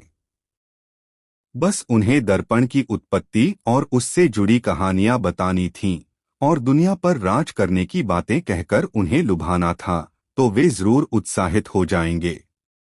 उसने ध्रुवांश से दर्पण की उत्पत्ति और किंवदंतियों के बारे में झूठ नहीं बोला था, लेकिन उसने इस दर्पण का इस्तेमाल बहुत सारे स्पिरिट स्टोन कमाने के लिए एक चारा के रूप में किया था, क्योंकि दर्पण लौटाने में हमेशा थोड़ी परेशानी होती थी, जिसके लिए स्वाभाविक रूप से स्पिरिट स्टोन की आवश्यकता होती थी। लेकिन ध्रुवांश बचपन से ही पढ़ाई में मन लगाता था और काफी बुद्धिमान था। वह चतुर व्यक्ति की बातों को आसानी से समझ गया और जानता था कि दर्पण शायद वैसा नहीं है जैसा दूसरा व्यक्ति दावा कर रहा है। हालांकि वह व्यक्ति उसे रोक रहा था, मानो उसे आसानी से दर्पण वापस रखने नहीं देना चाहता था। अगर वह उसे लापरवाही से भी फेंक देता तो भी शायद काम नहीं बनता। उसे दर्पण उठाने का पछतावा हो रहा था। छोटे भाई, दीक्षा के पहले दिन संप्रदाय के नियमों का उल्लंघन मत करना। इस मंडप में एक बार खजाना उठा लेने के बाद उसे वापस नहीं रख सकते। चतुर व्यक्ति को लगा कि समय सही है, इसलिए उसने अपना सामान्य तरीका अपनाया। उसका चेहरा उतर गया।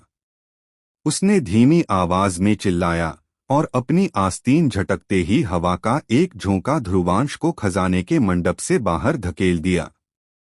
धमाके के साथ खजाने के मंडप का दरवाजा बंद हो गया। तुम्हारा बड़ा भाई दयालु है।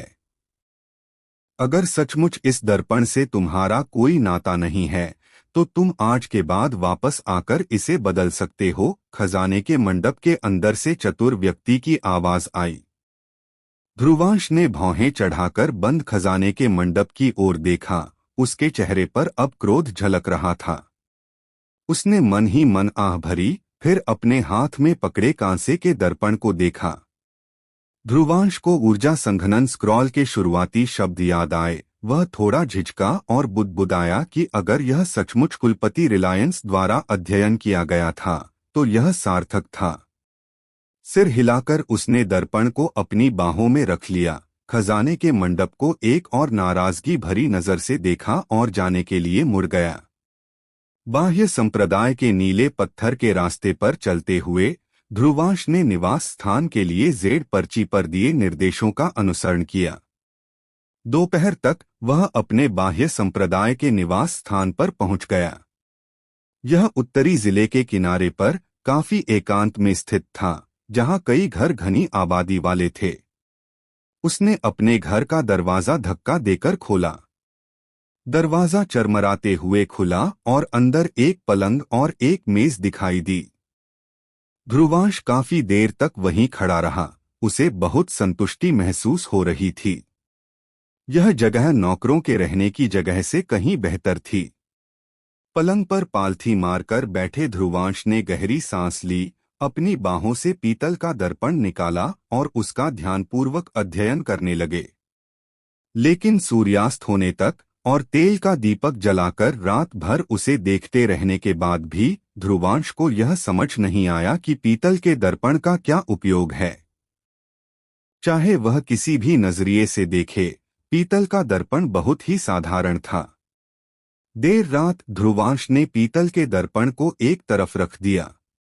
खिड़की के बाहर चमकते चांद को देखते हुए उसे फैटी की याद आई और उसे फैटी के खर्राटे थोड़े याद आने लगे। खिड़की के बाहर चमकीला चांद बेदाग था और चांदनी छज्जे पर पड़ रही थी।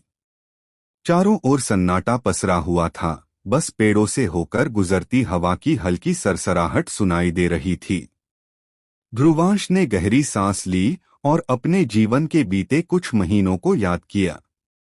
उसे ऐसा लगा जैसे वह एक जन्म पहले जी चुका हो और उसने धीरे से कुछ बुदबुदाया। मैं अब धूम्रगिरी का विद्वान नहीं हूँ। मैं रिलायंस संप्रदाय का बाह्य संप्रदाय का शिष्य बन गया हूँ।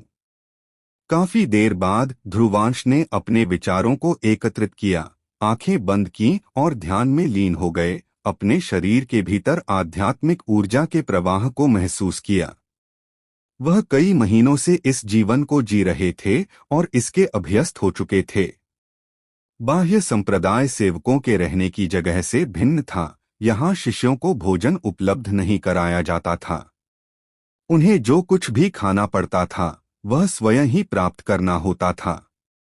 यदि वे भोजन प्राप्त करने में असफल हो जाते और भूख से मर जाते तो किसी को कोई परवाह नहीं होती। हालांकि वर्षों से रिलायंस संप्रदाय के बाह्य संप्रदाय में कोई भी वास्तव में भूख से नहीं मरा था। आखिरकार एक बार जब कोई व्यक्ति ऊर्जा संघनन के पहले स्तर पर पहुंच जाता है तो स्वर्ग और पृथ्वी की आध्यात्मिक ऊर्जा को अवशोषित करके, हालांकि यह भूख को तो दूर नहीं कर सकता लेकिन यह जीवन शक्ति को बनाए रख सकता है। कुछ दिनों बाद दोपहर के समय ध्रुवांश पालथी मारकर ध्यान कर रहे थे, तभी अचानक बाहर से एक चीख सुनाई दी। ध्रुवांश ने तुरंत अपनी आंखें खोलीं, उठे और खिड़की से बाहर देखने गए। उन्होंने देखा कि एक बाहरी संप्रदाय का शिष्य पैरों तले कुचला जा रहा था। उसकी छाती खून से लथपथ और बुरी तरह घायल थी। हालांकि वह मरा नहीं था लेकिन बुरी तरह घायल था। कोई उसका थैला लेकर ठंडी सी घुरघुराहट के साथ चला गया। वह आदमी उठने की कोशिश कर रहा था। उसकी आंखों में भयंकर क्रोध था और वह लड़खड़ाते हुए चला गया। आसपास कई लोग देख रहे थे। उनमें से अधिकतर के चेहरे ठंडे थे, मानो वे दबे स्वर में उसका मजाक उड़ा रहे हों। ध्रुवांश चुप था। उसने पिछले कुछ दिनों में ऐसा दृश्य कई बार देखा था और रिलायंस संप्रदाय के बाहरी संप्रदाय के नियमों के बारे में उसकी समझ और गहरी होती जा रही थी। समय तेजी से बीत गया और 7 दिन गुजर गए। इन 7 दिनों के दौरान ध्रुवांश ने बाह्य संप्रदाय में कई और लूटपाट की घटनाएं देखीं। बाह्य संप्रदाय के शिष्यों के बीच आपसी संघर्ष और हमलों ने धीरे धीरे ध्रुवांश के स्वभाव को और अधिक अंतर्मुखी बना दिया। विशेष रूप से जब उन्होंने स्वयं बाह्य संप्रदाय के सार्वजनिक क्षेत्र में ऊर्जा संघनन के दूसरे या तीसरे स्तर के एक वरिष्ठ भाई की हत्या होते देखी तो इन दृश्यों ने ध्रुवांश को बाहर जाते समय सतर्क कर दिया। सौभाग्यवश यद्यपि उसकी साधना का स्तर बहुत कम था, उसके पास कोई मूल्यवान वस्तु नहीं थी, इसलिए अधिकांश लोगों ने उसे नजरअंदाज कर दिया। ध्रुवांश की साधना भी रुक गई। ऊर्जा संघनन का दूसरा स्तर पहले स्तर से भिन्न था। यद्यपि इसमें भी आध्यात्मिक ऊर्जा का शरीर में प्रवेश शामिल था। ऊर्जा संघनन स्क्रॉल के अनुसार दूसरे स्तर में नश्वर शरीर का रूपांतरण शुरू हो जाता था, जिससे वह आध्यात्मिक ऊर्जा के प्रति अधिक अनुकूल हो जाता था। इसलिए आवश्यक आध्यात्मिक ऊर्जा पहले स्तर की तुलना में कई गुना अधिक थी। इसी प्रकार ध्रुवांश भी योग्यता की अवधारणा को समझते थे। शरीर और आकाश पृथ्वी की आध्यात्मिक ऊर्जा के बीच का समामेलन ही योग्यता कहलाता था। योग्यता जितनी बेहतर होती, समामेलन उतना ही उच्च होता। योग्यता जितनी कम होती, समामेलन उतना ही निम्न होता। साधना के समान समय में अच्छी योग्यता वाले लोग स्वाभाविक रूप से अधिक आध्यात्मिक ऊर्जा अवशोषित करते थे। उनके अनुमान के अनुसार ऊर्जा संघनन के दूसरे स्तर तक पहुंचने में उन्हें लगभग 1 से 2 वर्ष लगेंगे। ऊर्जा संघनन के तीसरे स्तर तक पहुंचने में कई गुना अधिक समय लगेगा। जब तक किसी को अमृत या आध्यात्मिक पत्थर प्राप्त नहीं हो जाते, तब तक अमृत और आध्यात्मिक पत्थरों की शक्ति का उपयोग करके आध्यात्मिक ऊर्जा में परिवर्तित करने से समय काफी कम हो सकता था। यही कारण था कि संप्रदाय के भीतर प्रतिस्पर्धा बहुत तीव्र थी, क्योंकि हर महीने बाहरी संप्रदाय अमृत वितरित करता था। बलवान और बलवान होते जाते हैं और कमजोर होते जाते हैं। रिलायंस संप्रदाय आंतरिक संप्रदाय के शिष्यों को प्रशिक्षित करने के लिए इसी विधि का उपयोग करता है। ध्रुवांश चुप रहा। आज सुबह तड़के जैसे ही भोर होने लगी, ध्रुवांश अपने पलंग पर पालथी मारकर बैठ गए। उनमें असाधारण प्रतिभा तो नहीं थी, लेकिन दृढ़ संकल्प था। रात में भी वे ध्यान और आध्यात्मिक ऊर्जा ग्रहण करना नहीं छोड़ते थे। ठीक उसी क्षण एक घंटी की धीमी गूंज संप्रदाय में गूंजी और ध्रुवांश ने अपनी आंखें खोलीं। घंटी की यह आवाज ध्रुवांश की आंखें सिकुड़ गईं। उन्हें कुछ कुछ समझ आ गया था और उनके चेहरे पर तुरंत उत्साह झलकने लगा। जब वे उठे और अपने निवास से बाहर निकले तो उन्होंने अपने आसपास कई शिष्यों को देखा जिनके चेहरे तुरंत जोश से भर गए थे और वे तेजी से दूर की ओर बढ़ रहे थे। घंटी बजती है, आत्मा के पत्थरों और अमृतों को बांटने का समय आ गया है। आज आखिरकार समय आ ही गया। घंटी की गूंज सुनाई देते ही और भी लोग दौड़ पड़े। न केवल इस क्षेत्र में बल्कि पूरे बाह्य संप्रदाय में लगभग सभी शिष्य ऐसा ही कर रहे थे। अमृत वितरण दिवस। ध्रुवांश ने गहरी सांस ली और भीड़ के साथ कुछ कदम आगे बढ़ा। कुछ ही क्षणों में वह भीड़ के साथ बाहरी संप्रदाय के केंद्रीय चौक पर पहुंच गया। यह चौक अत्यंत विशाल था, जिसके चारों ओर 9 ड्रैगन नक्काशीदार पत्थर के खंभे थे जिनसे चकाचौंध भरी रोशनी निकल रही थी। सबसे आगे एक पत्थर के खंभे पर 30 फीट का एक वर्गाकार चबूतरा फैला हुआ था जो रंगीन धुंध से घिरा हुआ था, जिससे आकृतियां सूक्ष्म रूप से छिपी हुई थीं और अस्पष्ट दिखाई दे रही थीं। बाहरी संप्रदाय के 100 से अधिक शिष्य यहां एकत्रित थे। सभी ने हरे रंग के वस्त्र पहने हुए थे। वे धीमी आवाज में चर्चा कर रहे थे और कभी-कभी पत्थर के स्तंभों के ऊपर रंगीन धुंध के चबूतरे को निहार रहे थे। चबूतरे पर रंगीन धुंध थोड़ी छंट गई थी, जिससे आकृतियां स्पष्ट दिखाई दे रही थीं। सुनहरे वस्त्र पहने एक बूढ़ा व्यक्ति वहां खड़ा था। उसके चेहरे पर कुछ झुर्रियां थीं, लेकिन उसका भाव क्रोध रहित दृढ़ था और उसकी आंखें बिजली की तरह चमक रही थीं। उसके बगल में 2 लोग थे, एक पुरुष और एक स्त्री। दोनों ने चांदी के वस्त्र पहने थे। पुरुष बेहद सुंदर था, उसका भाव शांत था और वह धार्मिकता से परिपूर्ण था। जहां तक स्त्री की बात है, ध्रुवांश की आंखें उसे देखते ही सिकुड़ गईं। यह वही महिला थी जिसने 3 महीने पहले माउंट दाकिन से उसे पकड़ा था। यहाँ स्वयं मार्शल अंकल शशांक ही औषधीय गोलियां बांट रहे हैं और वरिष्ठ बहन जास्मिन और वरिष्ठ भाई चंदन, जो आंतरिक संप्रदाय के शिष्य हैं, कम ही दिखाई देते हैं, लेकिन इस बार वे दोनों आए हैं। क्या इस बार कोई विशेष औषधीय गोलियां बांटी जा रही हैं? ऐसा होना ही चाहिए। देखिए, बाह्य संप्रदाय के वरिष्ठ भाई वीरेंद्र यहाँ हैं। वे बाह्य संप्रदाय के दूसरे सबसे शक्तिशाली व्यक्ति हैं, जो ऊर्जा संघनन के 5वें स्तर पर हैं। यदि वे ऊर्जा संघनन के 7वें स्तर तक पहुंच जाते हैं तो वे स्वतः ही आंतरिक संप्रदाय के शिष्य बन जाएंगे। यह दुख की बात है कि वरिष्ठ भाई तन्मय यहाँ नहीं हैं। वरिष्ठ भाई तन्मय की प्रतिभा को देखते हुए उन्हें इन औषधीय गोलियों की बिल्कुल भी परवाह नहीं होती। जब उन्होंने कायशान संप्रदाय में प्रवेश किया तो संप्रदाय के नेता, वरिष्ठों और अन्य लोगों के बीच काफी हलचल मच गई थी। यदि वरिष्ठ भाई तन्मय संप्रदाय के नियमों को तोड़ने के लिए अनिच्छुक न होते और अपनी योग्यता के बल पर आंतरिक संप्रदाय में प्रवेश करने पर जोर न देते, तो वे अब तक तीसरे आंतरिक संप्रदाय के शिष्य बन चुके होते। हे, इस बार तो देखने लायक बढ़िया शो है। व्यक्तिगत रूप से वितरित की जाने वाली औषधीय गोलियों पर 12 घंटे की सील लगी रहती है। हर घंटे एक औषधीय गोली की चमक निकलेगी जो लोगों को उसे छीनने के लिए मार्गदर्शन करेगी और इस अवधि के दौरान इसका सेवन नहीं किया जा सकता है। अगर कोई औषधीय गोली लेकर भाग भी जाता है तो भी वह 12 घंटे तक छिप नहीं पाएगा।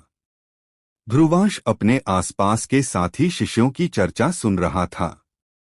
हालांकि वह इस तरह के आयोजन में पहली बार भाग ले रहा था, लेकिन वह जानता था कि बाह्य संप्रदाय में हर औषधि वितरण विवाद का एक महत्वपूर्ण बिंदु होगा। पिछले 6 महीनों में उसने कई चोरी की घटनाओं को देखा था और कुछ मौतें भी हुई थीं। खासकर इस बार ऐसा लग रहा था कि औषधीय गोलियों का विशेष वितरण किया जा रहा है, इसलिए प्रतिस्पर्धा निश्चित रूप से और भी तीव्र होगी। ध्रुवांश चुप रहा, यह सोचकर कि वह अभी केवल ऊर्जा संघनन के प्रथम स्तर पर है, इसलिए यह तथाकथित विशेष औषधि शायद उसके हाथ नहीं लगेगी। हालांकि अपने आसपास के लालची चेहरों को देखकर ध्रुवांश को बलवान कमजोर का शिकार करता है, मुहावरे का गहरा अर्थ समझ में आ गया।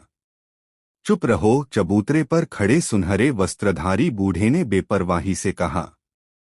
उनकी आवाज तेज नहीं थी, लेकिन जब वह फैली तो मानो आकाश और पृथ्वी पर गरजता हुआ बादल छा गया हो, जिससे नीचे मौजूद सभी साधकों के दिल कांप उठे और कान बजने लगे। यह बात विशेष रूप से ध्रुवांश के लिए सच थी, जो काफी देर बाद ही संभला। मैं शशांक हूँ। आज मैं औषधीय गोलियां बांट रहा हूँ। आप सभी को एक स्पिरिट कंडेंसिंग गोली और आधा स्पिरिट स्टोन मिलेगा। शशांक ने अपना दाहिना हाथ हिलाया और तुरंत ही 100 से अधिक औषधीय गोलियां और स्पिरिट स्टोन बिखर गए, जो सबके सामने बिल्कुल सही जगह पर आ गिरे। ध्रुवांश ने अपने सामने तैरती हुई औषधीय गोलियों और स्पिरिट स्टोन को देखा। उनसे आती औषधीय सुगंध मदहोश कर देने वाली थी। ध्रुवांश ने पहली बार कोई औषधीय गोली देखी थी और पहली बार स्पिरिट स्टोन देखा था। स्पिरिट स्टोन नाखून के आकार का था, एकदम साफ और पारदर्शी, जो किसी को भी देखते ही मोहित कर लेता था। उसका दिल तुरंत तेजी से धड़कने लगा। यह औषधि और आध्यात्मिक पत्थर निस्संदेह अनमोल थे। ध्रुवांश ने बिना झिझक उन्हें उठा लिया, लेकिन जैसे ही वह औषधि निगलने वाला था, उसने देखा कि उसके आसपास कोई भी ऐसा नहीं कर रहा था। उसका दिल बेचैन हो गया और उसने अपने हाथ में पकड़ी औषधि को फिर से देखा। उस पर प्रकाश की एक परत थी और उस पर एक हल्का विचित्र निशान था। और ये सूखारोधी औषधि। ध्रुवांश अपने हाथ में मौजूद औषधि को देख ही रहा था कि तभी ऊंचे चबूतरे से शशांक की आवाज सुनाई दी। उसके हाथ में एक बैंगनी रंग की औषधि प्रकट हुई। जैसे ही यह औषधीय गोली प्रकट हुई, पूरे चौक में तुरंत एक औषधीय सुगंध फैल गई। ध्रुवांश ने सूंघा और तुरंत अपने शरीर में आध्यात्मिक ऊर्जा का एक अंश अधिक महसूस किया, जिससे उसे पता चला कि यह औषधीय गोली असाधारण है। यह वास्तव में सूखे से लड़ने की एक गोली है। यह ऊर्जा संघनन की 5वीं परत से ऊपर के साधकों के लिए एक अत्यंत मूल्यवान औषधीय गोली है। संप्रदाय के पास शायद ही ऐसी कुछ गोलियां हों, और वे वास्तव में उनमें से एक को बाहर लाए हैं। इस औषधि के प्रकट होने से इस बाह्य संप्रदाय की प्रतियोगिता में कितने लोग घायल होंगे या मरेंगे, भीड़ में हलचल मच गई। शशांक के हाथ में मौजूद औषधि पर टिकी उनकी निगाहें अनगिनत इच्छाओं और लालच से भर उठीं, विशेषकर उन शिष्यों की जिनकी साधना शक्ति चरम सीमा पर पहुंचने वाली थी। उनकी सांसें और भी तेज हो गईं। असल में आज ऐसी कोई औषधि नहीं थी, लेकिन मैंने सुना है कि इस महीने एक शिष्य को बाह्य संप्रदाय में पदोन्नत किया गया है, जिससे यह बूढ़ा बहुत प्रसन्न है। यदि यह सिलसिला दिन रात ऐसे ही चलता रहा तो कायशान संप्रदाय का गौरव निकट ही होगा। यह औषधि इस व्यक्ति को प्रोत्साहन के रूप में दी जा रही है। शशांक ने हल्की सी मुस्कान बिखेरी और भीड़ पर अपनी नजर घुमाई और ध्रुवांश पर उतरे। ध्रुवांश का दिल बैठ गया। बूढ़े आदमी के वाक्य का पहला भाग सुनते ही उसे कुछ गड़बड़ महसूस हुई, लेकिन इससे पहले कि वह कुछ प्रतिक्रिया कर पाता, शशांक ने अपना दाहिना हाथ हिलाया और उसके हाथ में मौजूद बैंगनी रंग की औषधि गोली तुरंत ध्रुवांश के सामने प्रकट हो गई और सीधे उसके हाथ में आ गिरी, मानो वह इसे मना ही न कर सके। इस समय कायशान संप्रदाय में प्रवेश करने के बाद पहली बार ध्रुवांश तुरंत सबका ध्यान आकर्षित करने लगा। उसके चारों ओर मौजूद सभी की निगाहें उस पर टिक गईं। उन निगाहों में जो लालच और क्रूरता थी, ऐसा लग रहा था मानो वे ध्रुवांश को जिंदा ही चीरफाड़ देना चाहते हों। यहाँ तक कि शशांक के बगल में खड़े पुरुष और महिला साधक भी इस समय ध्रुवांश को देख रहे थे। महिला ध्रुवांश को देखकर चौंक गई, लेकिन जल्दी ही उसने अपना शांत स्वभाव वापस पा लिया। हाँ, दरअसल ऊर्जा संघनन प्रथम स्तर का एक शिष्य ही औषधीय गोली प्राप्त कर पाया है। इस बार इसे छीनना बहुत आसान होना चाहिए। यह व्यक्ति अब जनता का दुश्मन है। इस व्यक्ति का तो काम तमाम हो गया। पिछली बार जब विशेष औषधि वितरित की गई थी, मुझे याद है कि वह व्यक्ति ऊर्जा संघनन द्वितीय स्तर पर था। बस एक पल के लिए हिचकिचाने पर सीनियर ब्रदर का काम तमाम हो गया। वीर, जिसे औषधीय गोली नहीं मिली, ने अपना क्रोध निकालते हुए उसे सार्वजनिक स्थान पर घसीटा और उसका सिर काट दिया। चारों ओर चर्चा की लहर दौड़ गई। ऊर्जा संघनन के द्वितीय और तृतीय स्तर पर मौजूद कई शिष्य खतरे को जानते हुए भी लालच से भर गए। आखिरकार इस बार औषधीय गोली प्राप्त करने वाले व्यक्ति की साधना शक्ति अत्यंत कमजोर थी, जिससे उन्हें लगा कि वे भी इसे छीनने के योग्य हैं। ध्रुवांश पसीने से तरबतर हो गया था। वह तुरंत दवा की गोली फेंक देना चाहता था, लेकिन पाया कि वह उसके हाथ से चिपक गई थी और निकल नहीं रही थी। चारों ओर लालची निगाहों ने ध्रुवांश को तुरंत मौत का साया महसूस करा दिया। उसने यह भी देखा कि कई लोग भयंकर इरादों के साथ तेजी से उसकी ओर बढ़ रहे थे। छोटे भाई, मुझे यह दवा की गोली बाद में दे देना, वरना मैं तुम्हें पछतावा करवा दूंगा। अगर तुमने इसे मुझे देने की हिम्मत नहीं की, तो अगले साल इसी दिन तुम्हारी पुण्यतिथि होगी। ठंडी हवा की तरह आवाजें ध्रुवांश के चारों ओर गूंज उठीं। इसी बीच कायशान संप्रदाय की आसपास की पर्वत चोटियों पर दो बूढ़े व्यक्ति पर्वत की चोटी पर पालथी मारकर बैठे थे और नीचे बाहरी संप्रदाय के चौक में घटित हो रहे दृश्यों को देखकर मुस्कुरा रहे थे। मार्शल नरेंद्र बहुत ही लापरवाह है। उसने इस नवोदित नन्हे बच्चे को यह औषधीय गोली दे दी। अब तो सब खत्म हो गया। मुझे लगता है कि हमारे कायशान संप्रदाय का एक और शिष्य खो जाएगा। यह प्रतियोगिता नीरस है। मुझे यकीन है कि प्लाजा पर लगी पाबंदी हटते ही यह छोटा बदमाश तुरंत दवा की गोली फेंक देगा। जैसे ही दोनों बूढ़े लोग बातचीत कर रहे थे, नीचे चौक में स्थित 9 स्तंभों का रंग अचानक फीका पड़ गया। लगभग 10 सांसों में ही वे पूरी तरह से अपनी चमक खो देंगे और उस समय चौक पर लगा प्रतिबंध भी तुरंत गायब हो जाएगा। ध्रुवांश का दिल जोर से धड़क रहा था। बिना किसी के बताए ही वह समझ गया था कि इन 9 स्तंभों से प्रकाश गायब होते ही उसके लिए एक भयंकर संकट खड़ा हो जाएगा। यहाँ तक कि औषधि की गोली को तुरंत फेंक देने से भी कुछ लोग नाराज हो सकते हैं और उनका प्रकोप झेलना पड़ सकता है। यह विचार मेरे मन में क्यों आया? ध्रुवांश ठंडे पसीने से तरबतर था। उसका दिमाग तेजी से चल रहा था। इसे न फेंकने का मतलब निश्चित मृत्यु थी, लेकिन फेंकने पर भी बाद में क्रोध का सामना करना पड़ सकता था। ध्रुवांश ने अपने 3 वर्षों के विद्वतापूर्ण ज्ञान का पूरा इस्तेमाल किया। खंभों की रोशनी मंद पड़ते देख और रंगीन पत्थर के चबूतरे पर खड़ी शशांक को जाते हुए देखकर इस नाजुक क्षण में ध्रुवांश के मन में एक विचार कौंधा। उसने अचानक एक कदम आगे बढ़ाया और जोर से चिल्लाया, इस शिष्य को कुछ कहना है।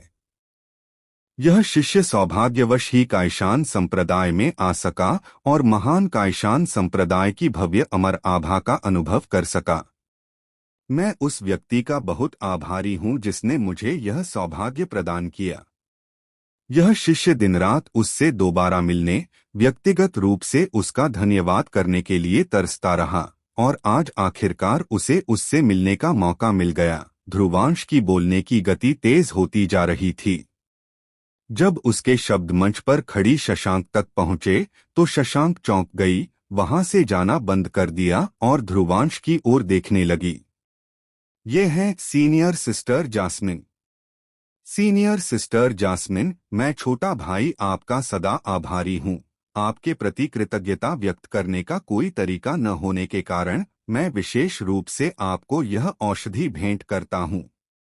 केवल इसी तरह मैं सीनियर सिस्टर के पुनर्जन्म के उपकार का प्रतिफल दे सकता हूँ, ध्रुवांश ने कहा और तुरंत अपना दाहिना हाथ ऊपर उठाकर अपने हाथ से चिपकी हुई औषधि को दिखाया।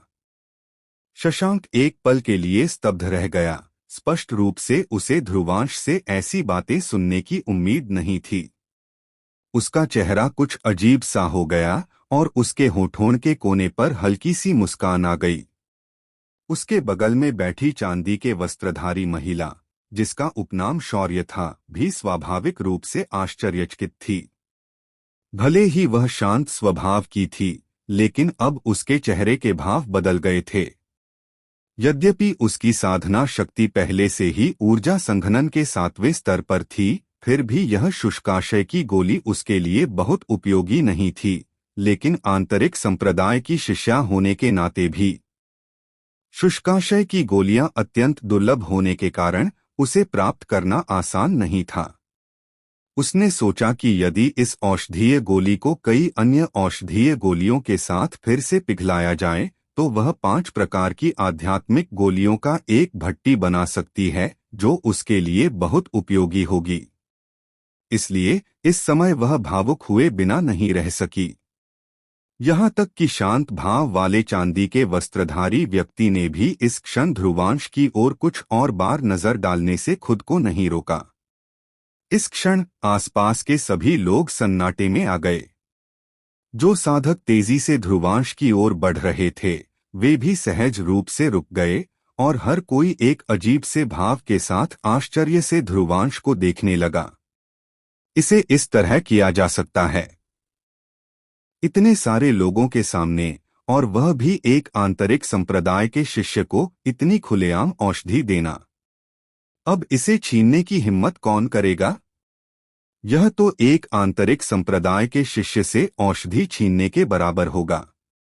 यह तरीका तो सरल है, लेकिन मुझे उस समय यह क्यों नहीं सूझा? धिक्कार है, धिक्कार है, मैंने उस समय इस विधि के बारे में नहीं सोचा था, जिसके कारण मैं गंभीर रूप से घायल हो गया और 3 महीने से अधिक समय तक बिस्तर पर पड़ा रहा। कुछ देर की खामोशी के बाद अचानक शोर मच गया। सभी निगाहें ध्रुवांश पर टिक गईं और उनमें अनगिनत भावनाएं झलकने लगीं। हालांकि यह अभूतपूर्व नहीं था, लेकिन इतने सालों में पहली बार यहाँ के साधकों ने औषधीय गोलियों को संभालने का ऐसा तरीका देखा था, जिससे इस समय सभी को ध्रुवांश की याद सताने लगी। उसी समय 9 स्तंभों से निकलने वाली रोशनी पूरी तरह से गायब हो गई, लेकिन ध्रुवांश के हाथ में मौजूद औषधि की गोली ठीक उसी क्षण अप्रभावित रही। कायशान संप्रदाय में औषधि वितरण दिवस पर ऐसा दृश्य अत्यंत दुर्लभ था। उपनाम शौर्य वाली महिला ने तुरंत खुद को संभाला। बिना किसी झिझक के उसने अपना दाहिना हाथ उठाया और नीचे की ओर पकड़ा। तुरंत ही औषधीय गोली उसके मुंह में आ गई। ध्रुवांश ने अपना हाथ ऊंचा उठाया और सीधे उस महिला की ओर बढ़ा, जिसने उसे अपने हाथों में ले लिया। दवा की गोली को लेते हुए देखकर ध्रुवांश ने मन ही मन आह भरी, लेकिन वह यह भी जानता था कि यह चीज उसके लिए मुसीबत का सबब बनने वाली है। इस समय आसपास मौजूद सभी लोगों ने भी मन ही मन आह भरी। वे अपना गुस्सा ध्रुवांश पर निकालना चाहते थे, लेकिन सीनियर सिस्टर जास्मिन को याद करके वे सब हिचकिचा गए और अपना यह विचार छोड़ दिया। उपनाम शौर्य वाली महिला एक पल के लिए हिचकिचाई। उसे लगा कि भीतरी संप्रदाय की शिष्या होने के नाते उसके लिए बाहरी संप्रदाय के नवदीक्षित सदस्य का फायदा उठाना थोड़ा अनुचित होगा। निःशुल्क शिष्य बने। मुझे कई साल पहले बाह्य संप्रदाय के दक्षिणी शिखर पर एक अमर गुफा मिली थी। मैं तुम्हें उसमें रहने के लिए दे दूंगी। उपनाम वाली महिला कुछ पल चुप रही, फिर उसने अपने थैले से एक सफेद जेड पर्ची निकाली और उसे ध्रुवांश के सामने फेंक दिया, जिसे ध्रुवांश ने पकड़ लिया। वरिष्ठ बहन जास्मिन की अमर गुफा। यह लड़का बहुत भाग्यशाली है। कहा जाता है कि उस अमर गुफा में अत्यधिक आध्यात्मिक ऊर्जा है और पूरे संप्रदाय में ऐसी गुफाएं बहुत कम हैं। वरिष्ठ बहन जास्मिन उधार कहती हैं, लेकिन वास्तव में यह स्पष्ट रूप से देना है। बस उधार शब्द कई लोगों के विचारों को बदल देता है। ऐसा लगता है कि इस बच्चे द्वारा औषधीय गोली देने का पूरा असर हुआ है। धिक्कार है, मैंने उस समय इसके बारे में क्यों नहीं सोचा। इसी बीच बाहरी संप्रदाय के बगल में स्थित पर्वत शिखर पर भूरे रंग का चोला पहने एक लंबा बूढ़ा व्यक्ति, जो पहले शर्त लगाने वाले दो बूढ़े व्यक्तियों में से एक था, अचानक उसकी आंखें चमक उठीं और वह तीव्र प्रशंसा के साथ खिलखिलाकर हंस पड़ा। यह छोटा बच्चा तो वाकई दिलचस्प है। अभी अभी संप्रदाय में शामिल हुआ है और पहले से ही संरक्षक ढूंढना जानता है। क्या यह उसकी सहज प्रवृत्ति है? वाह वाह, यह सचमुच हमारे कायशान संप्रदाय के सच्चे अर्थ को समझ रहा है। यह बच्चा बहुत अच्छा है, वाकई बहुत अच्छा।